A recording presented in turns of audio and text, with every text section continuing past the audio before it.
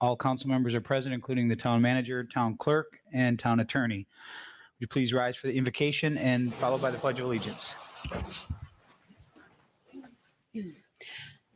Be with us today as we consider and take actions for the overall good of the town of Fort Myers Beach. Help us choose the wisest and best direction to take and help us arrive at those directions with interactions that are dignified, respectful, and well-informed. Thank you for the solemn honor of serving the public in our roles and continue to bless those who are fortunate to live here and work here. Amen. To the flag of the United States of America, and to the republic for which it stands, one nation, under God, indivisible, with liberty and justice for all.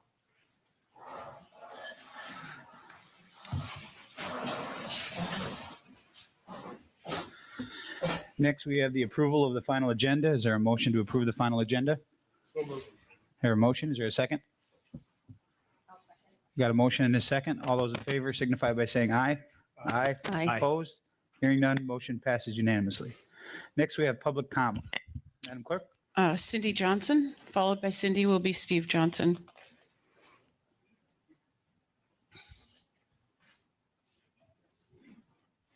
Good morning, Council. Welcome, Mr. King, Councilmember King, and Councilmember Woodson. Good morning to our new town manager.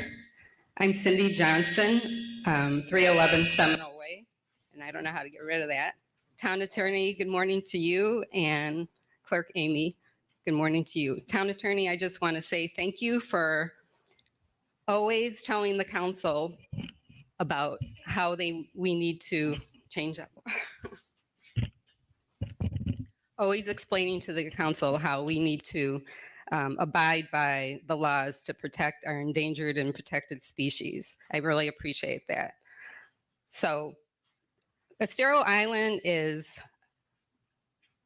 situated between Estero Bay, which is a protected estuary, and Imperial Protected Estuary, where a lot of mating, egg laying, and growing up of our aquatic species happens. On the other side, we have the Gulf of Mexico and a protected beach it's protected for our nesting sea turtles and nesting shorebirds. And those are protected species. So it's really important that we start out with our next step with Fort Myers Beach, aware that we need to protect all of this. It's our responsibility. Everyone that lives here, it's the council's responsibility to do that. How do we do that? Well, we do that. We have a lot of great ordinances. We just need to enforce them, and we need to make people aware of them. I am never for, I always want people to be understanding of what our ordinances are, and we need to do a better job of that. And I think we've tried over the last year to do that so we don't have so many violations. But when we're rebuilding and all this new construction is happening, we need to start by one, within the CCCL, we abide by the state regulations for lighting. That means the town needs to approve permits as per the state law. That means no uplighting. That means year-round amber lighting, fully shielded, downward directed. We also have a dark skies ordinance that's year-round, and that needs to be looked at for these other permits. And I don't think it is being looked at when other permits will be issued for new buildings. So I hope we do that. I read all the questions and answers, and I noticed that only lighting review was for the CCCL. So Councilman Vice Mayor Adderholt, I'm gonna see your renaissance, and I'm gonna raise you in an enlightenment, and I challenge you, council, from now on, let's go forward. And when it comes to human safety, okay. Thank you. Cindy. Steve Johnson, following Steve will be Madeline Boyd.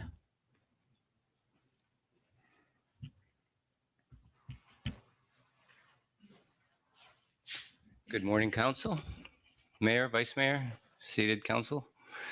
My name is Steve Johnson, and I'm at 311 Seminole Way. I'm here for two reasons. First is to encourage you to finish the administrative aspects of the advisory board selection that went into a hiatus during the storm.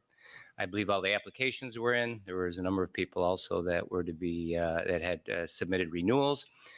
And the reason I'm bringing this up is as we build back already, there's discussions on adjusting site setbacks and the LPA, whereas they're completely capable people, it's a small group that are sort of making these recommendations to the council, and I'd like for the council to consider getting input also from the other advisory councils once they are seated. Obviously, with side setbacks on corners, there's enormous safety issues that need to be looked at. And also there's environmental and conservation issues, I think, that also need to be brought up during the build back.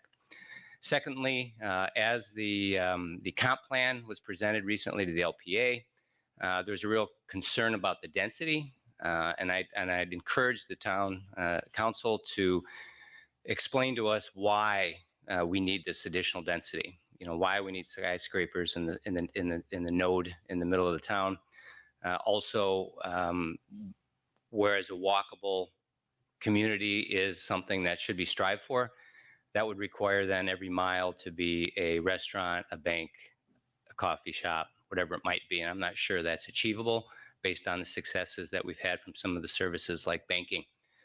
Also, I think we'd like to avoid making Estero Boulevard nothing but a sort of a t-shirt mall the entire length, because we know that most of the mixed use and commercial zoning is along Estero Boulevard. So I guess just a reminder that the community itself would like to have some say on issues such as density. And that's all we've got for today. So thank you. Thank you, Steve. Madeline Boyd, and following Madeline will be Joe Orlandini.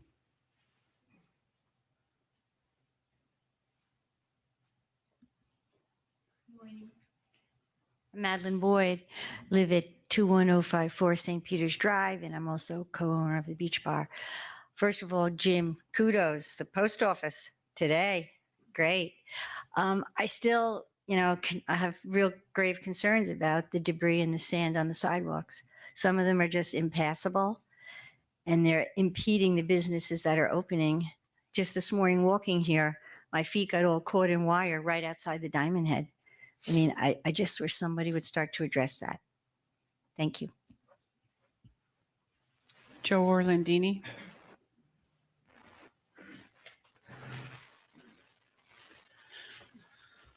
Do I get this? Yep, better. Hello, Joe Orlandini, 281 Palermo Circle.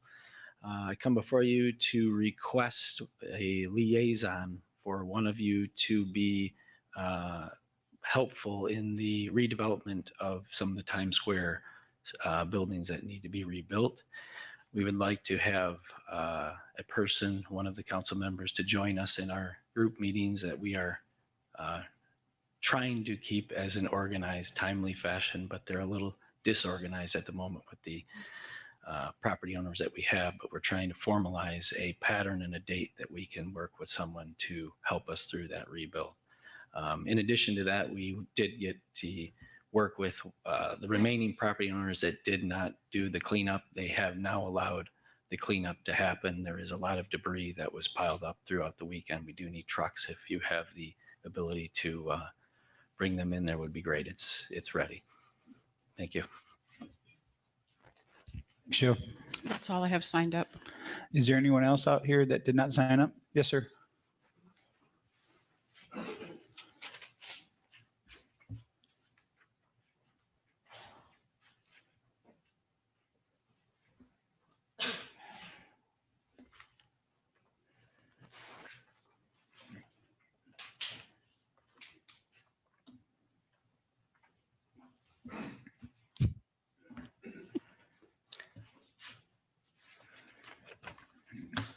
Good morning, Town Council. My name is Sim Mayer.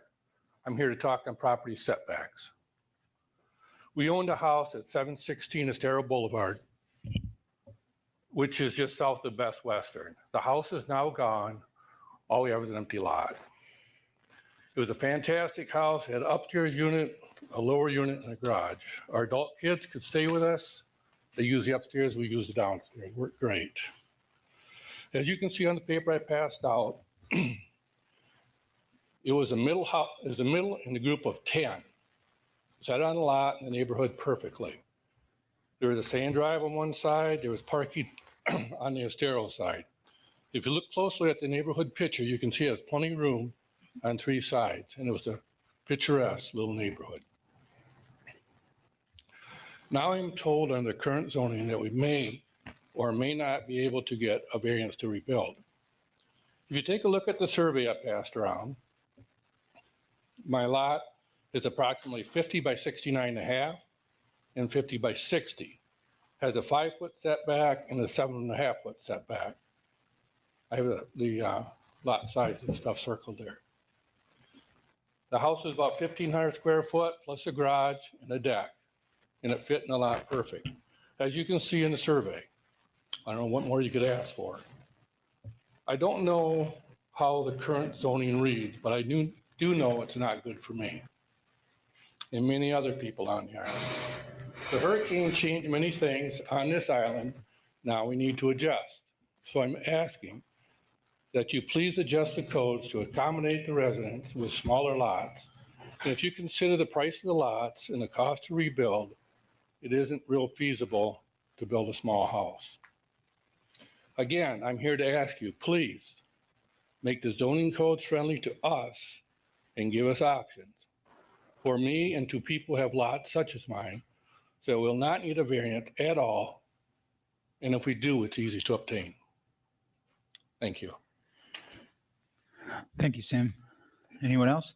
Terry?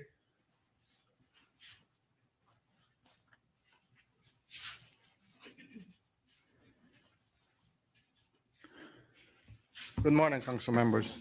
My name is Terry Prasad, 1028 Estero, or the former Sunset Beach Grill. As Joe mentioned, we have been able to get the other 2 owners of Times Square to clean up. So we were able to clean their lots up. So it's starting to come around. It's starting to look good. We need a debris truck now to get in there and remove that debris. But on that note, we've been almost 4 months now since Ian, and we're still looking for direction as to what we'll be able to do in Times Square. So I'm hoping that the mayor and the council members will agree to an advisory board where we can get together with citizens, business owners, business operators, property owners, and try to recreate what we'd like to see in Times Square. And hopefully that can happen sooner than later. Thank you. Thank you, Terry. Anyone else out there choose to speak? Yes, sir.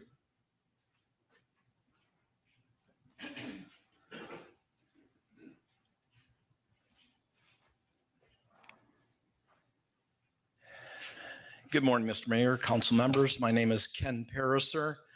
I own the cottage, the former cottage at 724 Estero Boulevard. I initially rented it for 6 years. I purchased it 13 years ago. I made substantial improvements on it in the form of windows, doors, siding, all of which were properly permitted and complying with requirements by the city. It's gone. And I certainly understand the necessity of complying with new building regulations, but my lot size, as my neighbors are, many of them are 40 by 50 foot lots, complying with building regulations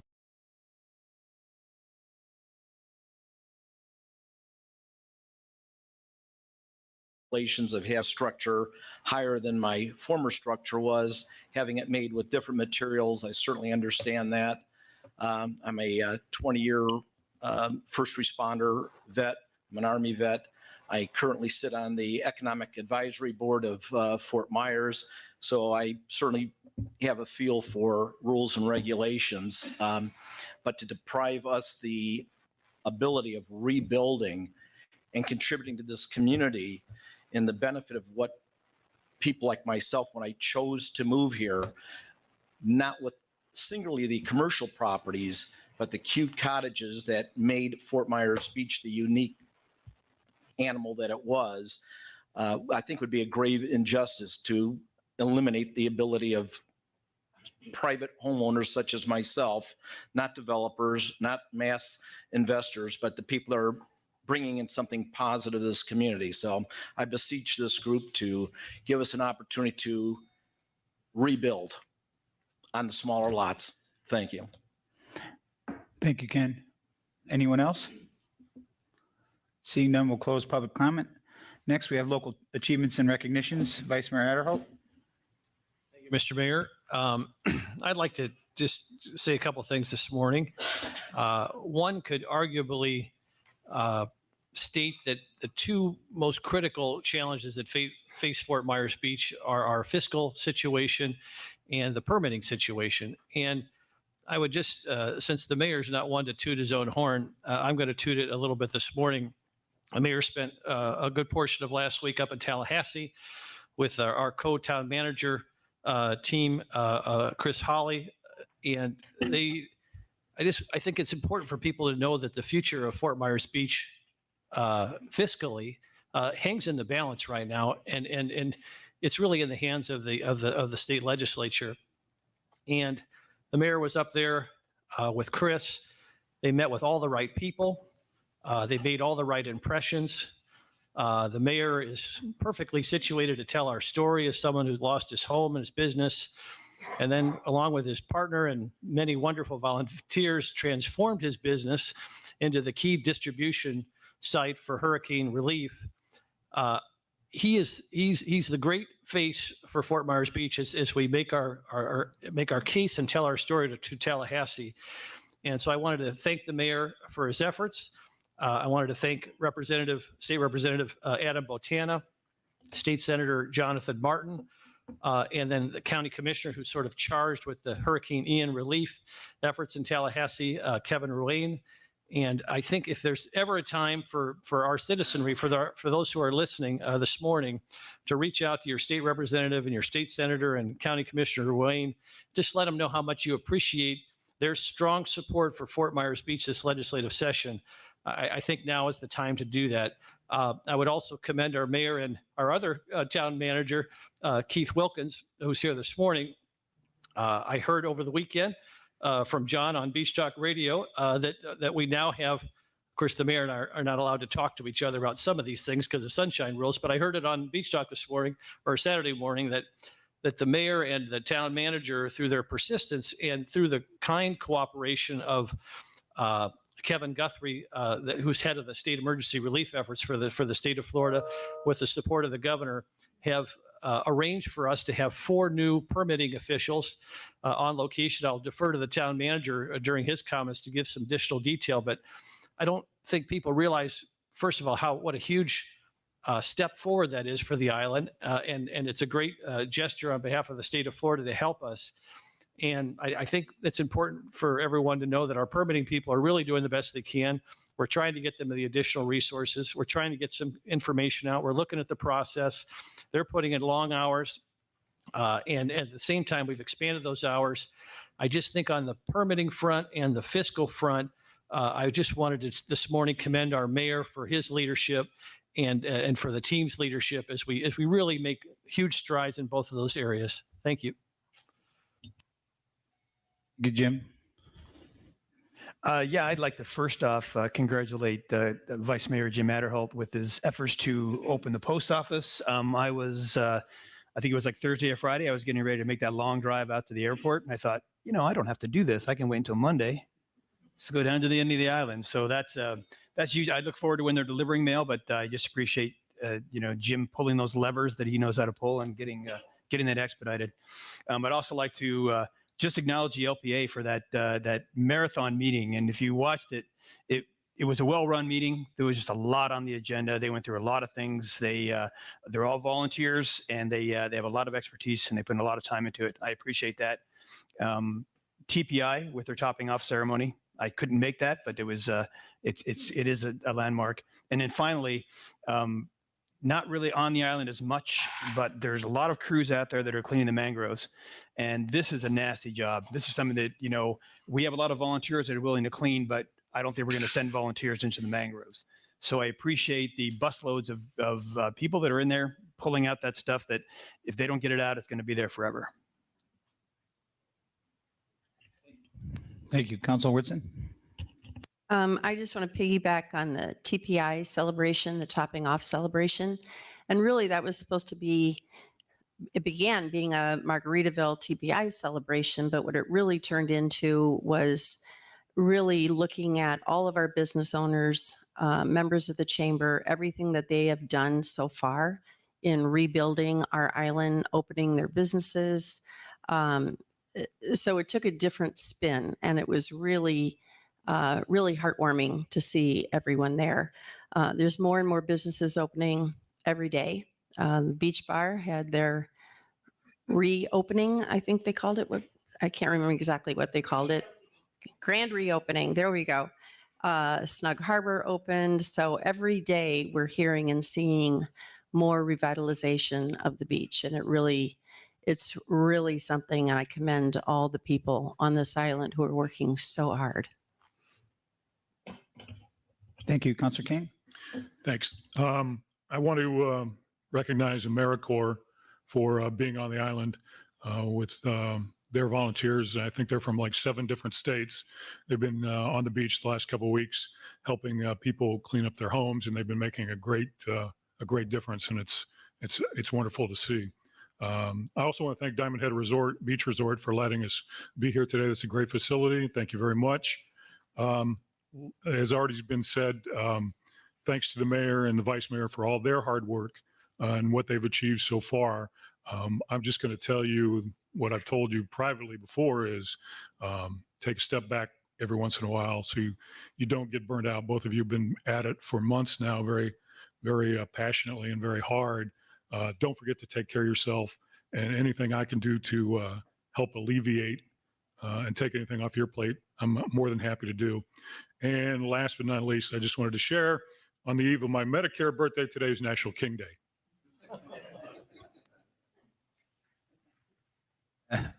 Well, happy King Day. Well, the benefits, I guess, of going last is everything that I was going to talk about. It's already been covered, but I'll just reiterate. Thank you to Diamond Head Beach Resort. Neil Hopgood and his team have really stepped up to offer us a place where hopefully it's a little bit more comfortable for everybody sitting out there as well as up here. It's not what we're used to, but it is certainly a step in the right direction, and they've really gone above and beyond to help not only us, but some of the other community groupings that have to get together. So thank you to them. Also TPI, I'll piggyback on that one. When they first met with me about this topping off event, it was very clear that their focus, they wanted it to be about community. They did not want it to be about TPI. And I think they did a good job of, as Karen said, pulling that off, bringing in some of the other businesses, some of the other residents to show that they're part of this community. They're working with us. They're working with the community to make sure we all get back in our homes and our businesses. Also want to welcome back Snug Harbor and the Beach Bar. They are the 2 of the latest businesses that opened back up over the last week. So we look forward to seeing you again. Our entire delegation up in Tallahassee, as Vice Mayor Adderholt said, spent some time up there with Chris Hawley, walking doors and talking to people and kind of sharing our story and what our challenges are that we're going to be facing over the next couple of years. They were to say they were very receptive would be an understatement. They were. It was quite interesting to see their responses and their true heartfelt comments back to us. So thank you to all of our delegation, as well as all the representatives and senators that we spoke to. There's a long list, so I won't bore you with that, but thank you to them. And also, again, thank you to Jim for getting the mail service back. Those of us that have received a plethora of emails about that, I'll tell you, Jim is a bulldog. You put him on something and he's not going to stop until it's done. So thank you, Vice Mayor, for your hard work, and gas tanks around the world will be thanking you. All right. Moving on to consent agenda. Do we have a motion to approve the consent agenda? Oh, sorry, I got to approve of the final minutes. Although, Amy, they were not in the packet. There's none yet. Okay. So do we still need to approve something that's not there? Okay. Moving on. Next, we have the consent agenda. Is there a motion to approve the consent agenda? So moved. Got a motion? Is there a second? I'll second. All those in favor signify by saying aye. Aye. Opposed? Hearing none, consent agenda passes unanimously. Next, we have public hearings. Is the second reading, if I'm not mistaken, of ordinance 23-01, the sign ordinance? You want me to read this in? Yes, sir. And yes, please Okay. read the title. I'll do it. an ordinance of the town of Fort Myers Beach, Florida, amending chapter 30 of the Land Development Code of the town of Fort Myers Beach entitled Signs to provide for content neutral signs regulations and to allow certain portable signs, providing for severability, codification, scrivener's errors, conflicts of law, and effective date. Do we have anyone that wants to talk about that? Is Jason here? I do not see him. Jason had a family emergency this morning, but not to belabor the point, the purpose of this ordinance is to bring our sign regulations into conformity with the most recent pronouncements by the U.S. Supreme Court and appellate courts as far as the constitutionality provisions, which is set forth in the proposed ordinance. And we just simply asked after public hearing if there's any other questions that we can answer. If not, approve the ordinance on second reading. Okay, John, thanks. Is there any questions for John? Just for folks who may just be tuning in and it didn't see our first hearing on this, is it fair to state that this ordinance is to bring us into compliance with respect to court-required First Amendment concerns and doesn't provide any additional onerous hurdles for businesses or residents? It's really a First Amendment issue. It's not expanding or making life more difficult for anyone on the island. It's just complying with the recent court decision. That is correct. If anything, it may actually, in some respects, liberalize, because the intent and purpose of this ordinance is currently before you is to make the content or the regulations content neutral, and everyone's treated equally the same, irrespective of the content and the message that the signage may be attempted to convey. Thank you. Any other questions? Is there someone that would like to make a motion to approve ordinance 23-01? Public hearing. Oh, sorry, got to open it up for public comment. Is there anyone that chooses to speak on this? Hearing none, we'll close public comment. Roll call vote. See, got to remind me everything. This is a roll call vote. We'll start down there on the end. Counselor Veach? Just by way of a motion, I move approval of ordinance 23-01. Second. Got a motion and a second? Now we'll do the roll call vote. Counselor Veach? Aye. Counselor Woodson? Aye. Mayor Allers, aye.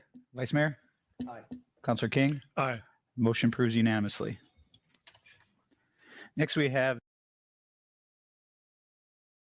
the administrative agenda presentation for RFP 23-07-AD disaster recovery. The town clerk has enlightened me that normally under situations like this, we ask the presenters that are not presenting to step outside the room while we hear from each one of you so that we can get our questions and it's not a unfair advantage to the next person. So we're going to start out with, it looks like, Synergy. So if Tidal Basin and WIT would be so kind as to step out while we talk to them briefly. Well, I guess that shows the makeup of the crowd. Yeah.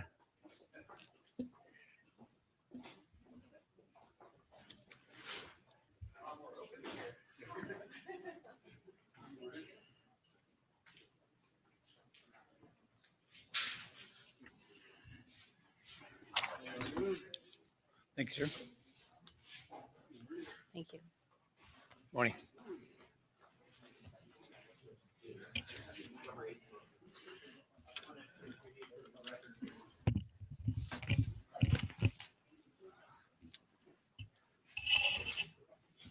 Vote twice. Good morning, sir. Good morning.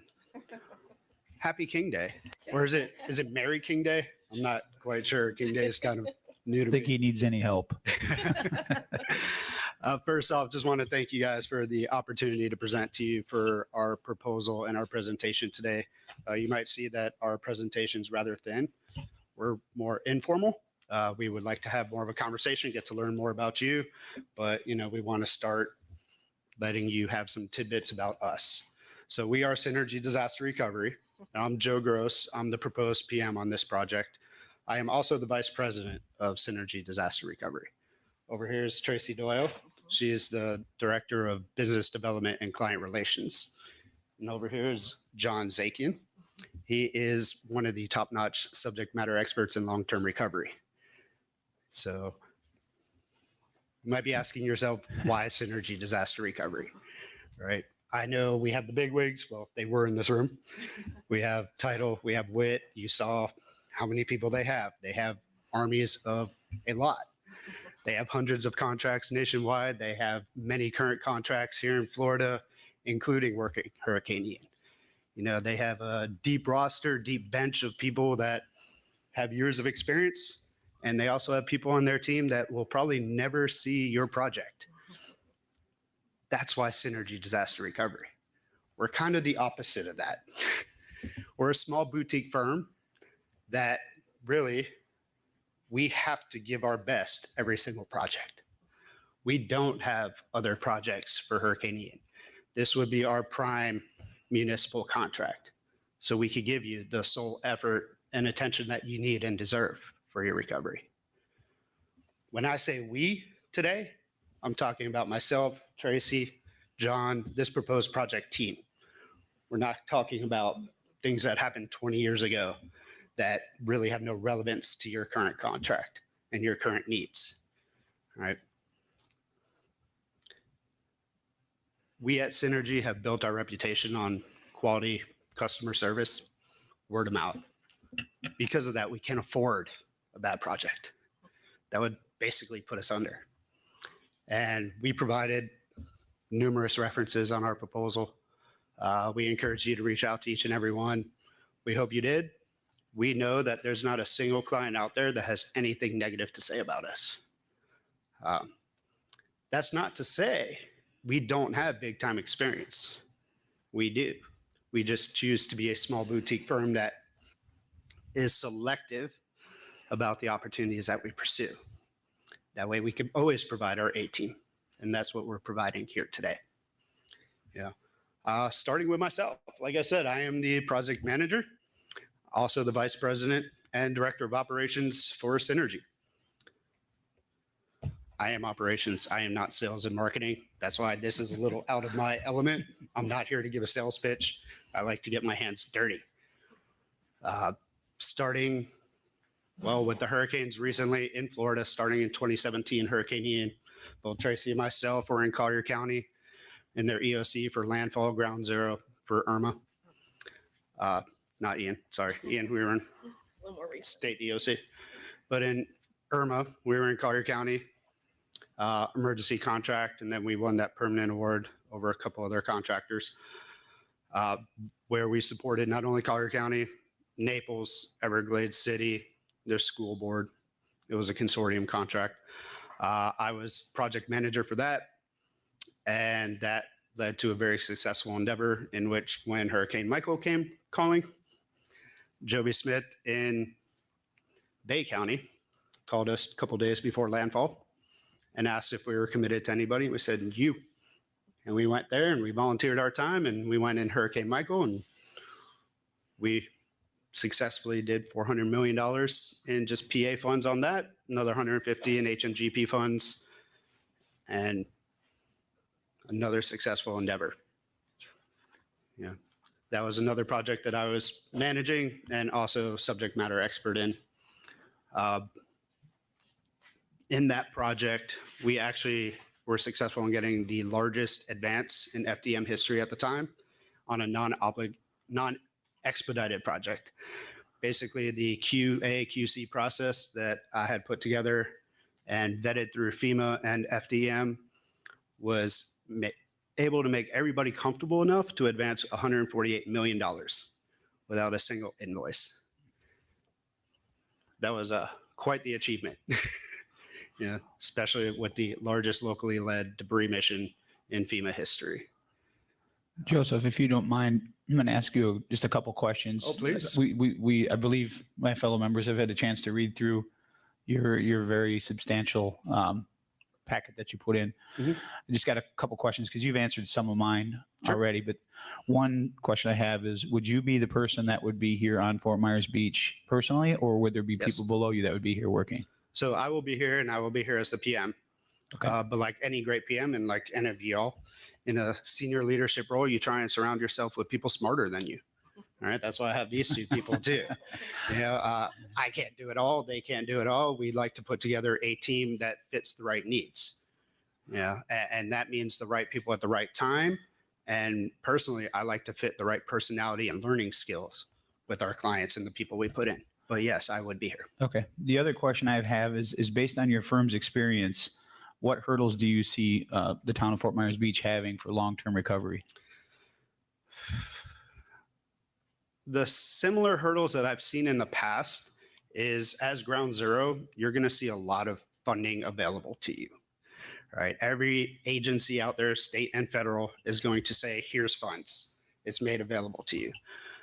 Being able to stack those funds, find the right projects for the right funding source, including whatever share there might be, being able to schedule those out, being able to put together a strategy into the long-term recovery is going to be key.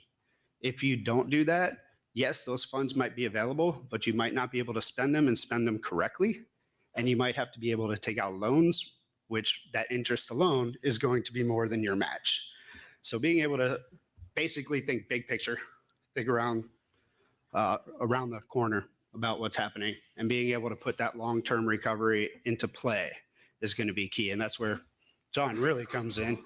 John, you put together the long-term recovery strategy for the city of Galveston, right? After Hurricane Ike. So very similar demographic, coastal, island-based town with similar needs. And I'm not going to sit here and tell you that I understand your needs because I haven't had a chance to talk with you guys. So if I told you a recovery plan right now, it would be cookie cutter because it's not for your priorities. It's not what you have in mind. It's not informational based. It would basically say, hey, here's what we could do in your recovery. I probably kind of went out of order. I want to hear from Yeah. you, Eugene. So I'm Tracy Doyle, Synergy, obviously. I do want to weigh in on that a little bit. I lived on Fort Myers Beach for a while. Both my daughters attended Beach Elementary School. Loved this community, I'll be honest. The people that live here year round is a completely different person than comes in just seasonally. I found that out rather quickly. It was a really close-knit family. We were members of the Bay Oaks and swam there and met all of our neighbors, played softball. I have a different view of this. It's very personal to me. I know what this beach was versus what it is today. I think that that takes it to a different level for me. I would be PMing this personally, to be honest, if I could, but I'm obligated right now with FDEM, the Florida Division of Emergency Management. I'm developing a strategy with Kevin Guthrie, who you met last week, to do a standardization in Florida. And the reason that we're trying to put a standardized process together is for communities just like this. You get devastated by a disaster. This FEMA bite that you have to take is enormous. Nobody knows how to do it. So you have to bring contractors in, and then you feel like you're at their mercy. So I feel that one of our goals at Synergy was to work with the state and get together a standardized process so there's a level playing field for recovery. I'm working on that, but I'm going to be heavily involved in Fort Myers Beach. When this happened and the pictures started coming up on the news, it was real to me. You know, when I saw Times Square, I remembered what it looked like before. I remembered what the pier looked like. Like everything was very near and dear. So for me, this very personal project. I loved Beach Elementary. I was on the parent teacher. I was on the PTO there, served at that level because both my daughters went to school there. So for me, I'm hoping that we can get back to some, at least, of what Fort Myers Beach used to be. We know it's not going to be the same because it never is after a disaster, but at least come to a normal that everybody can find some continuity in, you know, and it be familiar. So I did want to weigh in on that because the personal part of this is really important to me. I appreciate it, Tracy. I'd like to hear from the other gentleman there. I didn't Absolutely. catch his name. I'm sorry. John. Good morning, John Zakian. By the way, I've had a few Medicare birthdays. I'll just say a few. And I heard one of you mention the being careful on the sunshine laws. Just for a little side note about me, it's been a few years, but I was an assistant city administrator in West Palm Beach, Florida. I had oversight of all their community housing and economic development. So I got to know how to work within the sunshine laws really well and how to communicate with all of you. To answer your question, the biggest challenge that you're going to face, in fact, everyone in this room is going to face, is impatience. Anyone who tells you that long-term recovery for this community or any community faced by any disaster can happen overnight is kidding you. It's going to take between 5 and 10 years before you see everything done. But picking up on what Joe said, your biggest challenge more immediately is that as a ground zero for this hurricane, you will be inundated with potential funding. You will also be inundated with challenges. Keep in mind that two of the key federal grant programs will be FEMA Public Assistance and HMGP Hazard Mitigation Grant Program, and HUD's Community Development Block Grant Program. Both of those programs, you have to go through a state agency. However, there are a number of lesser known federal grant programs that you will be eligible for that you can apply for directly. And a team like Synergy is going to be prepared to work with you to do that. Two that come to mind. One, and I don't mind sharing this with you. I don't mind if you share this with the other teams here. The firm I work for, GrantWorks, which is really excited to partner with Synergy, our motto and focus is on transparency. We are very direct and honest. We are so honest, I'm sure Joe's not going to want to hear this, that we will share information with potential clients that may end up with them going to another client. We just want to make sure that you have all the information you need to make educated and informed decisions that are best for you and the community. U.S. Department of Agriculture could be become one of your best friends. What a lot of people don't know, and you will qualify because of the size of this town, they have a number of housing programs. They have a number of community facilities programs, including the ability to finance facilities like city halls, town halls, other public facilities. And they also have business development and economic development programs, many of which, as you move forward, you will be eligible to apply. Those are competitive direct grants, so you'd be able to not have to go through any other agency, but go directly. The bigger opportunity for you, especially on the economic development side, is the Economic Development Administration. Now, what is not really publicized, but in the fiscal year 23 federal omnibus budget, which just passed, there was put in $500 million in disaster grant programs in EDA. It is anticipated that probably April or May of this year, they will put out what's known as the Notice of Funding Opportunity. And then towns like yours will be able to apply directly for this economic development grant money. You do not have to qualify for this money because you're already deemed distressed, obviously. You're part of a national disaster, so that automatically qualifies you for this money. There is a wide range of opportunities for you to use this grant money. What is working to your advantage is that your regional planning commission, probably again has not been publicized, recently received, I believe, around $350,000 from the EDA to staff a disaster recovery coordinator. That person will be on the ground with the Regional Planning Commission for about 3 to 4 years. Once this just happened, this was just announced in December. Once it is fully operational, they should be fully reaching out to you on a regular basis to advise you of the opportunities that I have been sharing with you. One of the things we would do if we're engaged as a team is make sure that they do engage you and to make sure that you are provided with all the information and assistance that they can offer you. There are 2 other Florida regional commissions that also receive grants for the similar thing, which is indicative that this $500 million, which is eligible for any disaster in 20 and 21, so you obviously will qualify, is national. But obviously, since they made a major investment in Florida and staffing up these disaster recovery coordinators, you can anticipate that a significant amount of this $500 million will be coming into this area. I have been doing this since 2005. I had not aspired to become a disaster recovery expert, but it's something that I have found become very passionate about. I did work for a year inside FEMA. I was their coordination group supervisor in 2011. I was stationed in Birmingham that had those horrible tornadoes in 2011. And I coordinated all the federal grant programs and services that were being offered on a long-term basis. I also worked with 12 different communities in putting together long-term community recovery plans that included identifying all potential federal resources. I could go on, but I think that's. Thank you, John and Tracy. Vice Mayor Adderholt, do you have any questions for Synergy? This time, thank you. Councilor Veach, Nothing this time. Nice presentation, though. Thank you. Councilor Woodson, Thank you very much. Councilor King, Also good, and thank you for being here. Town Manager. Yeah, I would like to ask Joe, who else will be on the ground here with you? Well, I think the first step really is to have a kickoff meeting and to know exactly where you're at right now with your recovery and being able to assess that. Once we have that information, once we kind of know what are those immediate priorities, put together a 30, 60, 90-day plan, I'll be able to determine the best needs and the best staff for your needs. I don't want to be able to say what people I want to put in right now because I don't know your needs.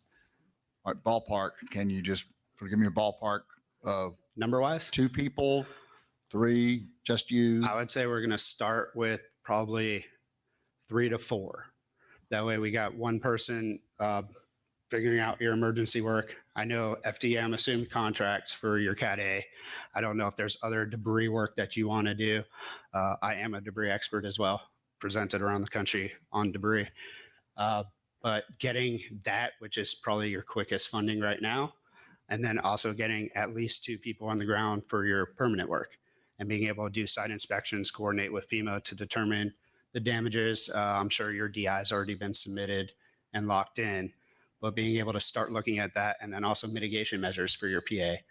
We'll probably have another person such as John already starting to look at your long-term recovery. So we could coordinate that with your PA efforts and be able to see what kind of funding we could get as quick as possible to, again, be able to stack that and strategically do a long-term recovery.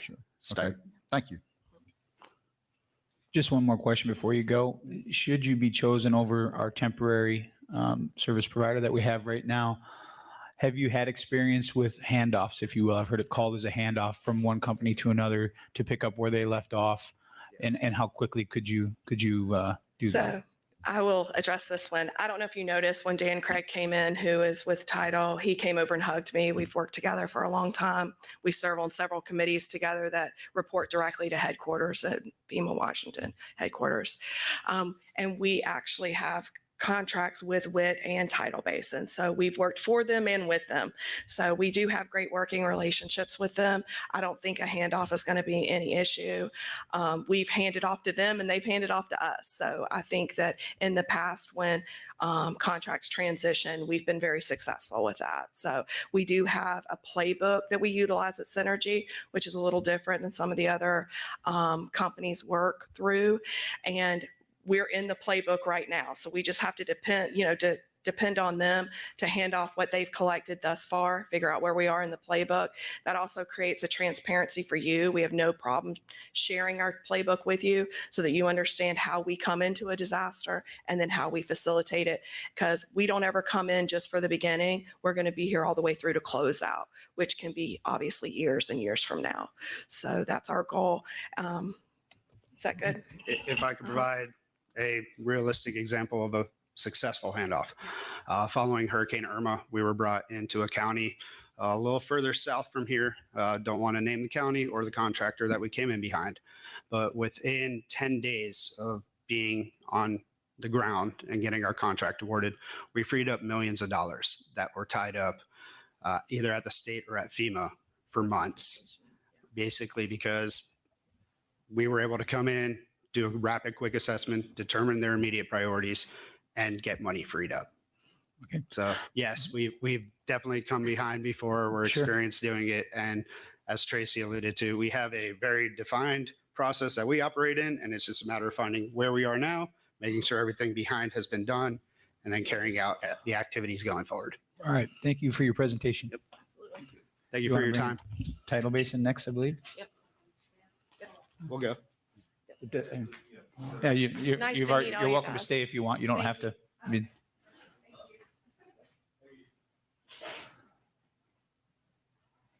I guess I should ask if the council members have any a problem with Synergy staying now that they've presented. Okay.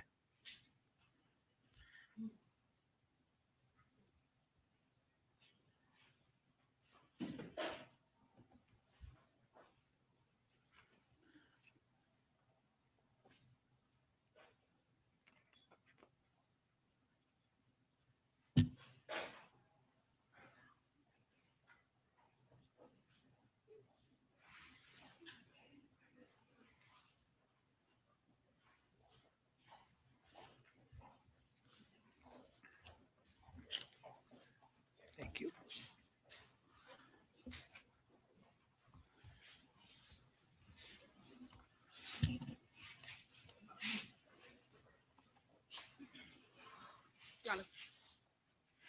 Go ahead. We're going to have our CEO, Dan Craig, speak first. Thank you.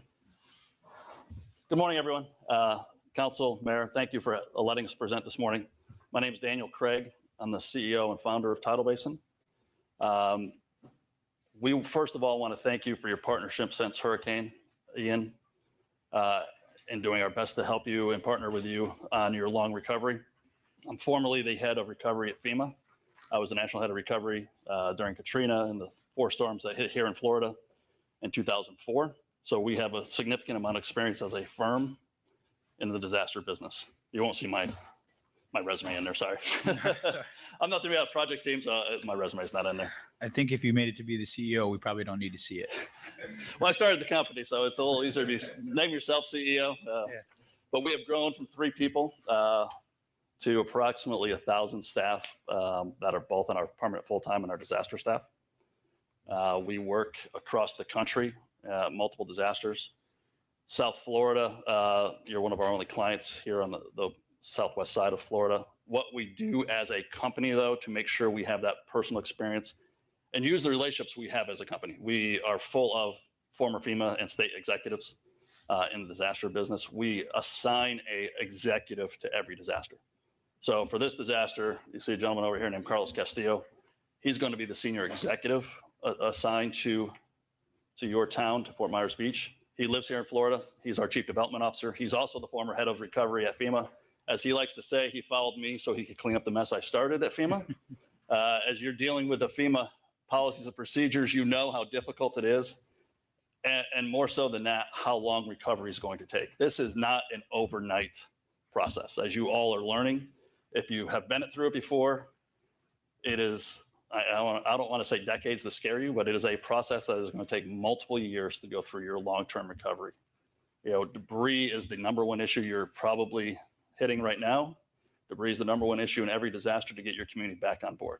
So, you know, we're here to be partners and hand in hand with you long-term.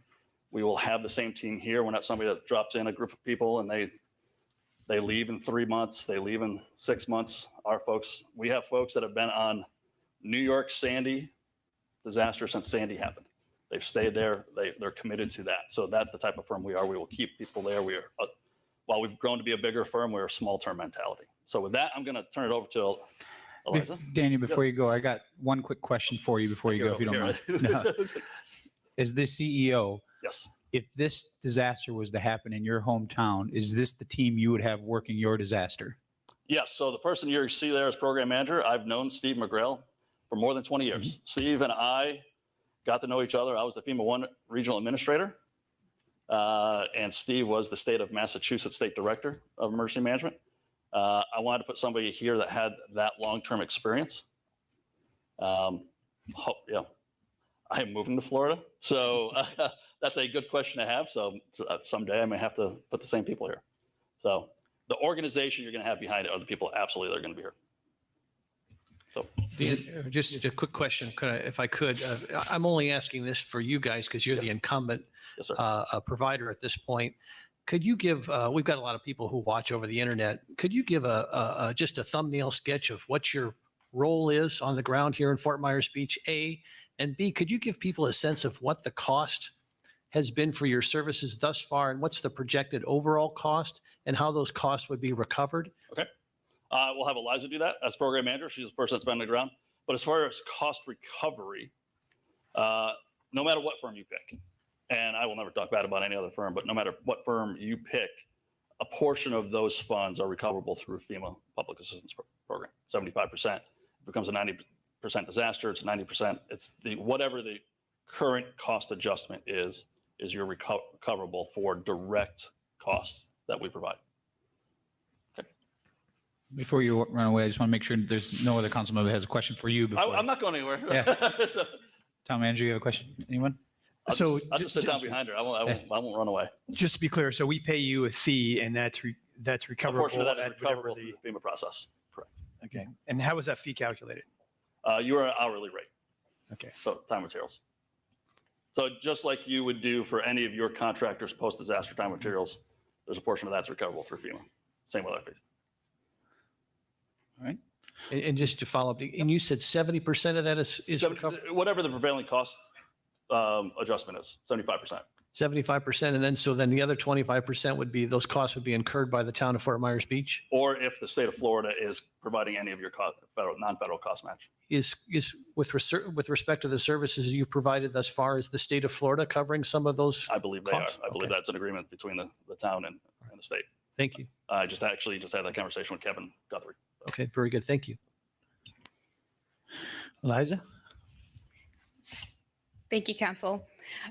So for a 30-day NTE with Tidal Basin, right now under emergency contract, it's about $150,000.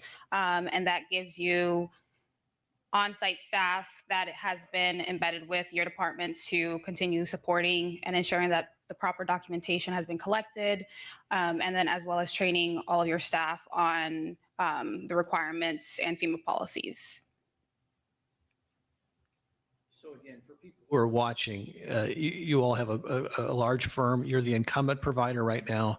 You're obviously helping us to measure and record all the costs that could be recoverable by FEMA. Do you have other services as well that help us? For example, the mayor and the town manager have been in Tallahassee. They're making certain requests. Do you have other services that help us calculate those costs? Do you have other services that help us apply for grants through other federal and state agencies? In other words, is it a broader package of services than just helping us recover some of the blocking and tackling costs as it relates to FEMA? Could you give a sort of a 10,000-foot broader look as to what the services that you're providing for the town of Fort Myers Beach? And I'm only asking you this because you guys are the incumbent and you're currently doing it now. It seems like that broader package would be interesting to our listeners. I appreciate that chance. As a firm, we've grown from our heartbeat. I started the firm and we merged You with got another to firm. move over, brother. Sorry. As public assistance consultants, that's all we did for a long time. I mean, that's the heartbeat of this firm. Was public assistance is the reimbursement mechanism through FEMA, your grants post-disaster. We have grown from that to handling mitigation. As you see here, Louis Avia, he was the head of mitigation for Region FEMA 2. So we handle post and pre-disaster mitigation work for you if that's necessary. We can handle planning and resiliency for future disasters. So we have a unit called PREM, Preparedness, Resiliency, and Emergency Management. We have our unit has now added an accounting firm where we'll do grant management and third-party grant post-disaster grant reviews for you if that's necessary. We just purchased a technology company. We're also doing in-house case management and program management with our new technology. It's called Phoenix One Case.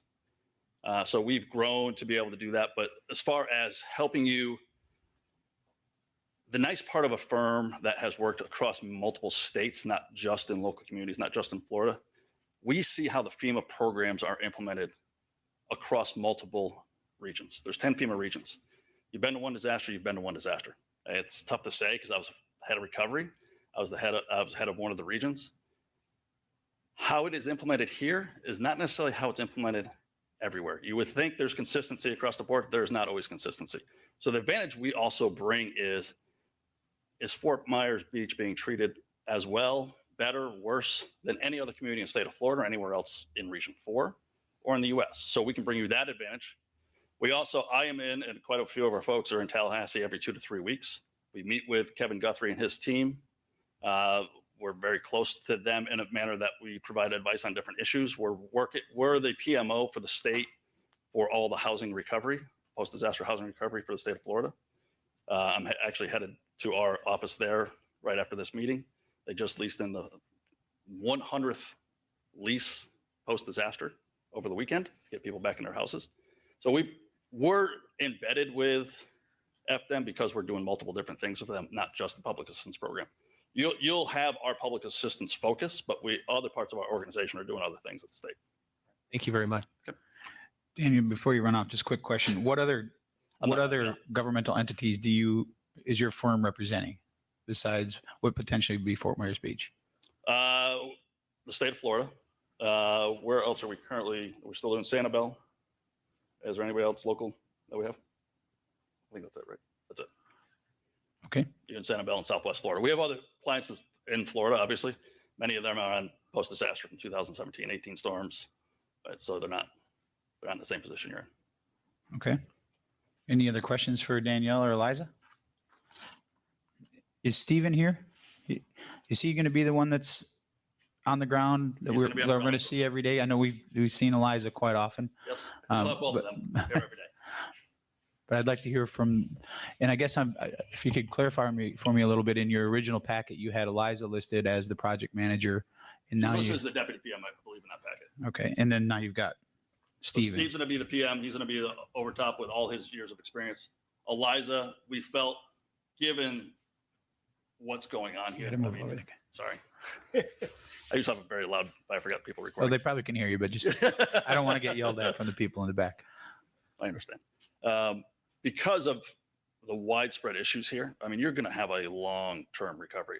We felt it also important to bring in somebody that has years of experience and done this across multiple states, was also a state director, can have that rapport not only with the state, but looking forward, what are the issues you may encumber, not just what you see today. So we thought it important to bring Steve McGrail in to be part of that. As I said earlier, Steve was the head of emergency management in the state of Massachusetts. He's been working for us on Houston housing after the 2018 storms that happened down in Texas. So he has a significant amount of experience across the country. Steven? Thank you, Dan, and good morning. It's a pleasure to be with you here today and really appreciate the opportunity to tell you a little bit about us and Tidal Basin. I've been here only about just less than 1 week, and I can tell you already I'm in love with this community. I can't believe how beautiful it is. It's absolutely a paradise. Some people call it iconic, and I would agree. First day I drove over the bridge, I looked out and I said, oh my God, this is something else. So, and I realized that because I live on an island myself in Massachusetts. It's called Cape Ann. And I have to drive over a bridge myself to get to my house. But the view and the beauty is not nearly what it is here. I've been doing this work for over 40 years in one form or another in emergency management. And as I look back, I used to go to meetings like this and I'd look around and I'd say, I'm the youngest person in the room. Now I just look around and I say, oh my God, where did it all go? Anyway, my resume is before you. One thing does not mention on my resume is my time as an elected official. I have served my town as a town councilor like you. We're called selectmen back there, now called select persons, but it's a select board of 5 people who run the town of Wakefield. I also served that town as a commissioner of the Gas and Light Department, as well later on as a member of the town's finance committee. So I understand town government. I understand how you act and what your responsibilities are and what it is to be on that side of the table. I also have served 2 terms in the state Senate, so I understand how the legislature works. And I was happy to hear that the mayor and the manager was at Tallahassee just last week working the aisles of the State House. That is very important. It's very important that you leverage every state dollar you can as well as every federal dollar you can and to work the congressional delegation. And from the sounds of the post office, Mr. Vice Mayor, I guess you understand that very, very well. So thank you. I'm a team player. I've always been a team player. I believe in building a strong team. From what I have seen, you have a strong team, a very, very strong team. And Tidal Basin wants to be a part of that team. You will direct us. We're not going to direct you. We're going to listen to you, and we're going to carry out our mission. And I'm happy to say we've been here for, I believe, almost 16 weeks now, right after the impact, right after it hit landfall. And Eliza Cipriana and Andrew Kemmler have been here on a day-to-day basis, working hand-to-hand with your folks. And I think they've done a wonderful job. They will continue to stay here as part of my team, working directly with you on your recovery. As Dan said, this is not a 1 year or 2 year recovery process. It's going to be in the area of 4 to 5 years or even longer, perhaps even up to 10. I know that firsthand. I worked in New York City after Hurricane Sandy. I spent 5 years there before I was relieved, but it takes that long. And we still have people up there working Hurricane Sandy. I spent the last 4.5 years in Houston, working with the Houston Housing Authority for their damages they received on the Hurricane Harvey. So going forward, I think you have a good team here. And we have the background sitting out here. If you have an issue, whether it's mitigation or insurance or anything else, we'll bring in the team to solve those problems. They're not going to be here day to day because we don't want to charge you for that. But when they're needed, we can reach out and get them. So right now, I'd like to turn it back over to Eliza, who will brief you on what we've done so far for you and what we anticipate doing for you in the future. Thank you very much for this opportunity. Stephen, just a quick question before you go. Do you come in because this is, if you were to be awarded this contract, it's a long-term contract. In other words, you weren't here because it was just an interim contract at the time. What brings you we're happy to have you, but what brings you to our island at this point? Is it because you're on the precipice of potentially getting a long-term contract? How does it work procedurally within your organization? Dan Craig selected me to be the project manager for this disaster. Dan's known me for a long time. We served together in Massachusetts when he was regional director and I was state director. We served together on 9/11. We served together for a number of big disasters up in Region 1. So we know each other intimately. We've worked together in the past. We continue to work together. So I was hand-selected to do this, and that's why I'm here today. And I appreciate that, but I guess I'm trying to understand timing. Why just a week ago and why not from the onset, I guess was my question. So to answer your question, when we do an interim contract, we send staff in there to try to get a scope and feel what's going on. We put a permanent program manager at a certain level, depending on the severity of the type of issues that are going to go on here. All right, fair enough. That's what I was asking. Yep, thank you very much. And I just want to finish with that because I actually have done this with the state. If there's a need to have one of us here, first of all, I don't charge for me. I mean, I never will. Our senior executives don't charge for themselves either. But you have a ton of experience to tap into. So if there was a meeting or some reason you needed us to be here or in Tallahassee or something to that effect, we would be there. I mean, I'm on a plane 80% of the time, but if there was a reason you had to have somebody like myself here for a meeting, I'll tell you a quick example. When I first started this business, I had a FEMA person slide over a policy to me and said, the intention of this policy is X. I said, really? Read the signature on the bottom of that policy and I'll tell you what the intention of that policy was, because I had actually signed it. So it was in the book. So we've gone through this for a number of years. And so as I tell people, don't pick a firm based on necessarily only what they're doing for you today, but the history of understanding the program in the past also, because it's critical to where you're going to go moving forward and understanding where FEMA goes. So, Thank you. Thank you. Eliza? And just to reiterate, Steve is also here to support the town in the future recovery efforts. When we first got here, the majority of our work was related to FEMA PA, but moving forward, as we continue supporting you guys with your recovery, you'll also have state appropriation requests, 404, you'll have engineers on site, you'll have insurance, you'll have so much more, such a wide scope of services. And that's where Steve comes in and he's able to assist and provide guidance on that. So now if we can turn our attention to the PowerPoint slides that are in front of you. I know Dan and Steve kind of covered the first 3 slides, but if you go to current projects on Fort Myers Beach, so since we have been here 8 days post-storm, we've already identified over $85 million in damages and potential reimbursement opportunities for the town related to public assistance funding. We've also identified 29 projects for 404 hazard mitigation totaling approximately $190 million.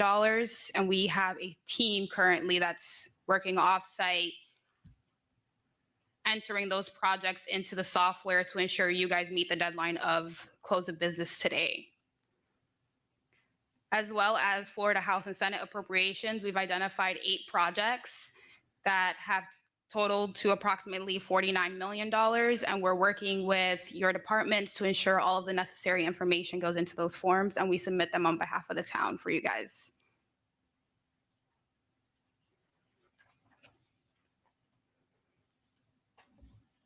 On the next slide, you'll also see our recovery impact to date.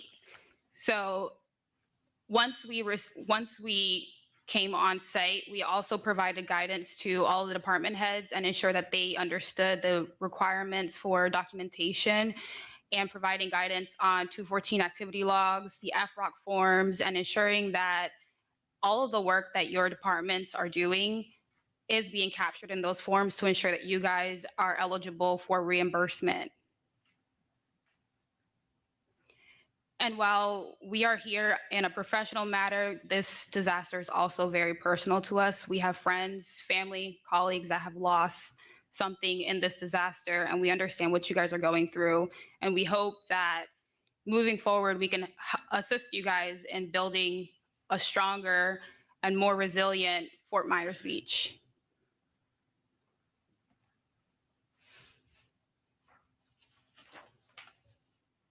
Thank you, Council. Thank you, Eliza. Vice Mayor Veach, or Vice Mayor Adderholt, do you have any questions for Eliza or the staff at Tidal Basin? I'm going to reiterate a question the mayor asked to Synergy. If you, based upon what you've experienced, again, as the incumbent in the last 3 months, have you seen anything, or do you have any comment on any unique challenges that Fort Myers Beach faces? Obviously, we all see what's happened to our island, but is there anything unique to Fort Myers Beach in terms of challenges that you'd want to bring to our attention and the public's attention at this point, based upon your experience as the incumbent at this point? Yeah, I think one of the first challenges we noticed as soon as we got here was how relatively new your staff was. For many of them, this is the first disaster that they are working or the first disaster that they've ever encountered. So that was a huge challenge in the very beginning, but like our CEO said, we do have a ton of staff that is very knowledgeable. So we were able to bring in individuals from project managers all the way to admin to supplement and fill those gaps. But I'll add, what's unique to you as an island is just different from what FEMA's used to also. I mean, you have debris issues, you have bridge issues.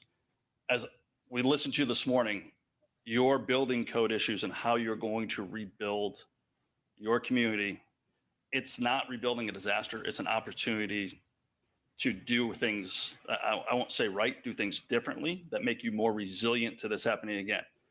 Hurricanes are not going away. As we all know, I mean, there's over 100 presidentially declared disasters every year. There are multiple hurricanes every year. You also need to work to make yourself more resilient, either through mitigation measures, not just rebuilding for rebuilding's sake. And there are too many communities that will rebuild for rebuilding's sake. So and it's not just a decision that's easy for the 5 of you to make. It is stakeholder outreach. It's going to be public meetings. We'll be part of that, but there's going to be a lot you're going to have to bring the community into, because you're changing the face of the community. You got businesses that are reopening, one at a time, that are coming. You got a post office that's not delivering mail yet, but it's taking mail. There's a lot of things you're going to have to go through for the next, I don't want to tell you 10 years, but it's going to be 10-year recovery. It really is. You think about Hurricane Andrew as a disaster, that only closed out, FEMA closed out, what they say, 2.5 years ago. Just think of how long that was.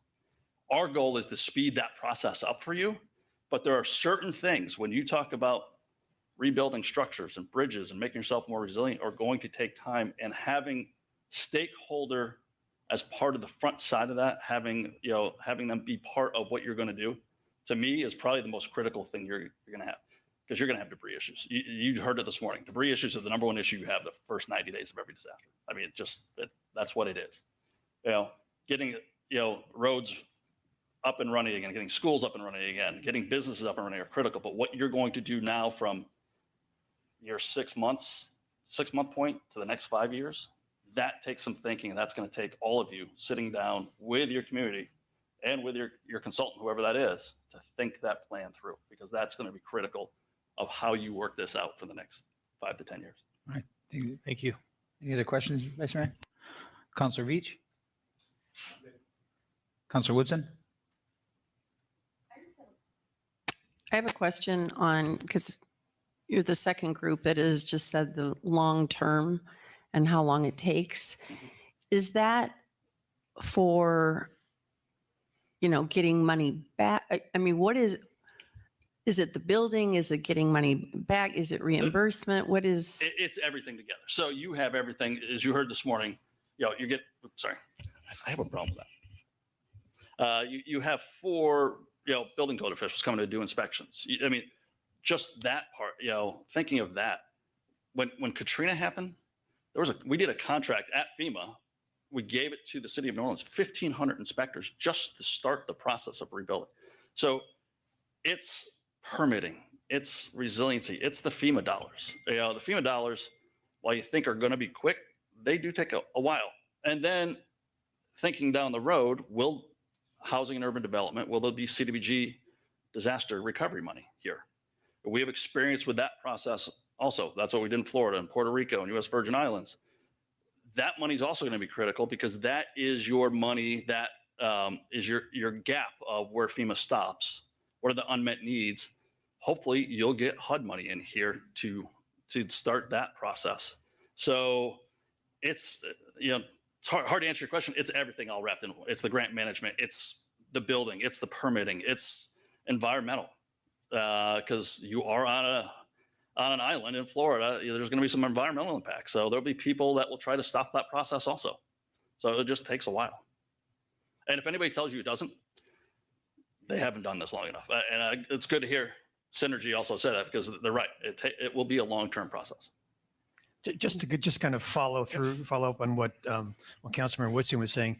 So what do you anticipate we're still doing in 10 years? Is this still building, or is this more of the FEMA clawback? It's the FEMA. There better not be. Just wood. I will knock on wood. I haven't had any clients that had clawbacks, so we plan on telling you straight up front what you're eligible for, what you're not eligible for. If you decide to spend money that's not going to be eligible, that's on the council, that's on the other officials here. It will be more of the post grant type process the last 5-6 years. But I will tell you, New Orleans, they're still debating over water and sewer board things. I mean, there are things here because of how complicated this island is going to be, that are going to be very difficult to do. Some things won't start building for a couple of years. I mean, FEMA policy, when I started at FEMA, was 18 months. You're not done 18 months, we're not approving it. We'll give you a waiver for 6 more months, maybe 24 months. It takes a lot longer than that. Within the first 5 years, I would hope you'd have all your building done, all your grants identified, the process of going through that. But I mean, building takes a while. You have some complicated issues here. Thank you. Anything else, Councilor Woodson? Councilor King? All right. Thank you guys for your presentation.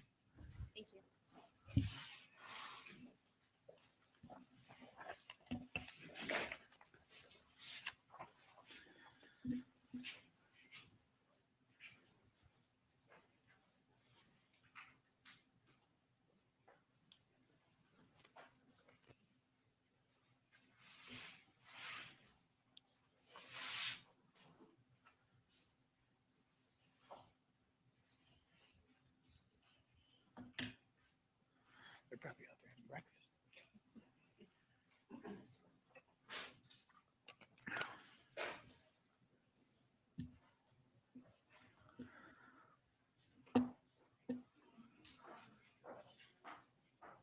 was a lot fuller than it was.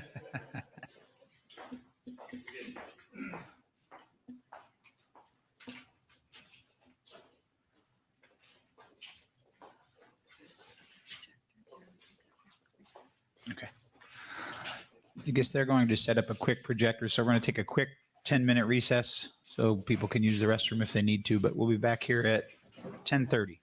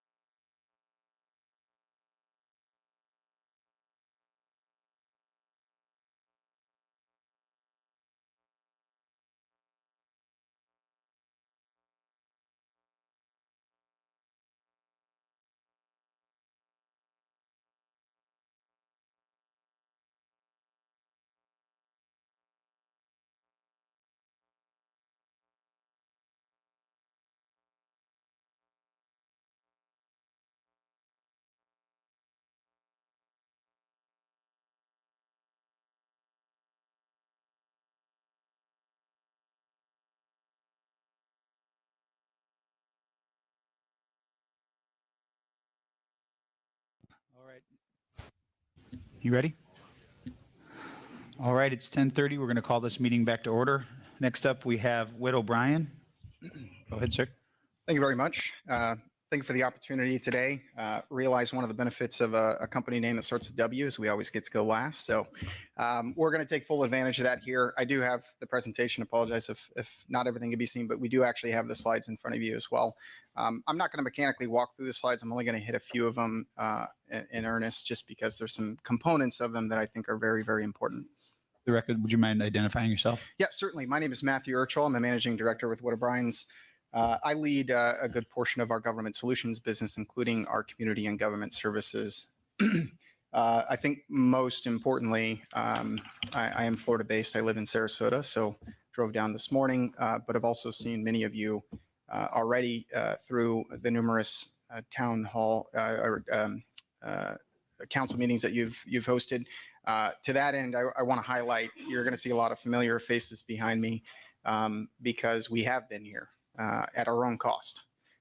Sitting in, listening to the issues, you notice that our proposal was extremely targeted towards your specific issues because we heard them and we understand them. And our solution is likewise oriented around getting you the best results. Again, because we've been here week in and week out, specifically on the island, but also interacting with many of you. So a bit more about the team. Not only am I Florida local, we have built a team that is largely Florida based. And it was quite easy for us all to get here.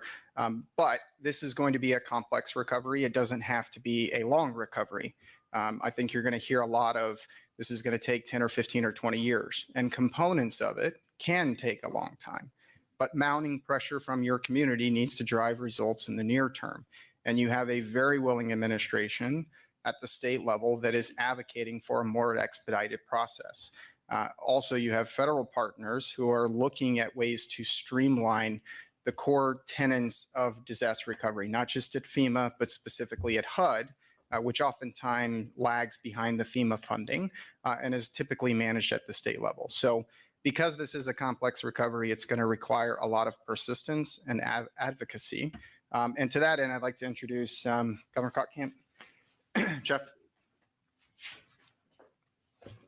Mr. Mayor, Mr. Vice Mayor, members of the council, it's a privilege to be in front of you today. Some of you may know I grew up in this area, and so places like the Cottage, Top of the Mast, Snug Harbor, Lani Kai, these are part of my life for 45 years, as it's been a big part of your life. And so as you drive the beach and think about the recovery, this is something very personal to me. So I feel it's a privilege to be part of this Whit O'Brien team. I also represented this area when I was in the House of Representatives. And when I would come to the beach for a meeting, I would know I was overdressed, not because I had on a tie, but because I had on socks.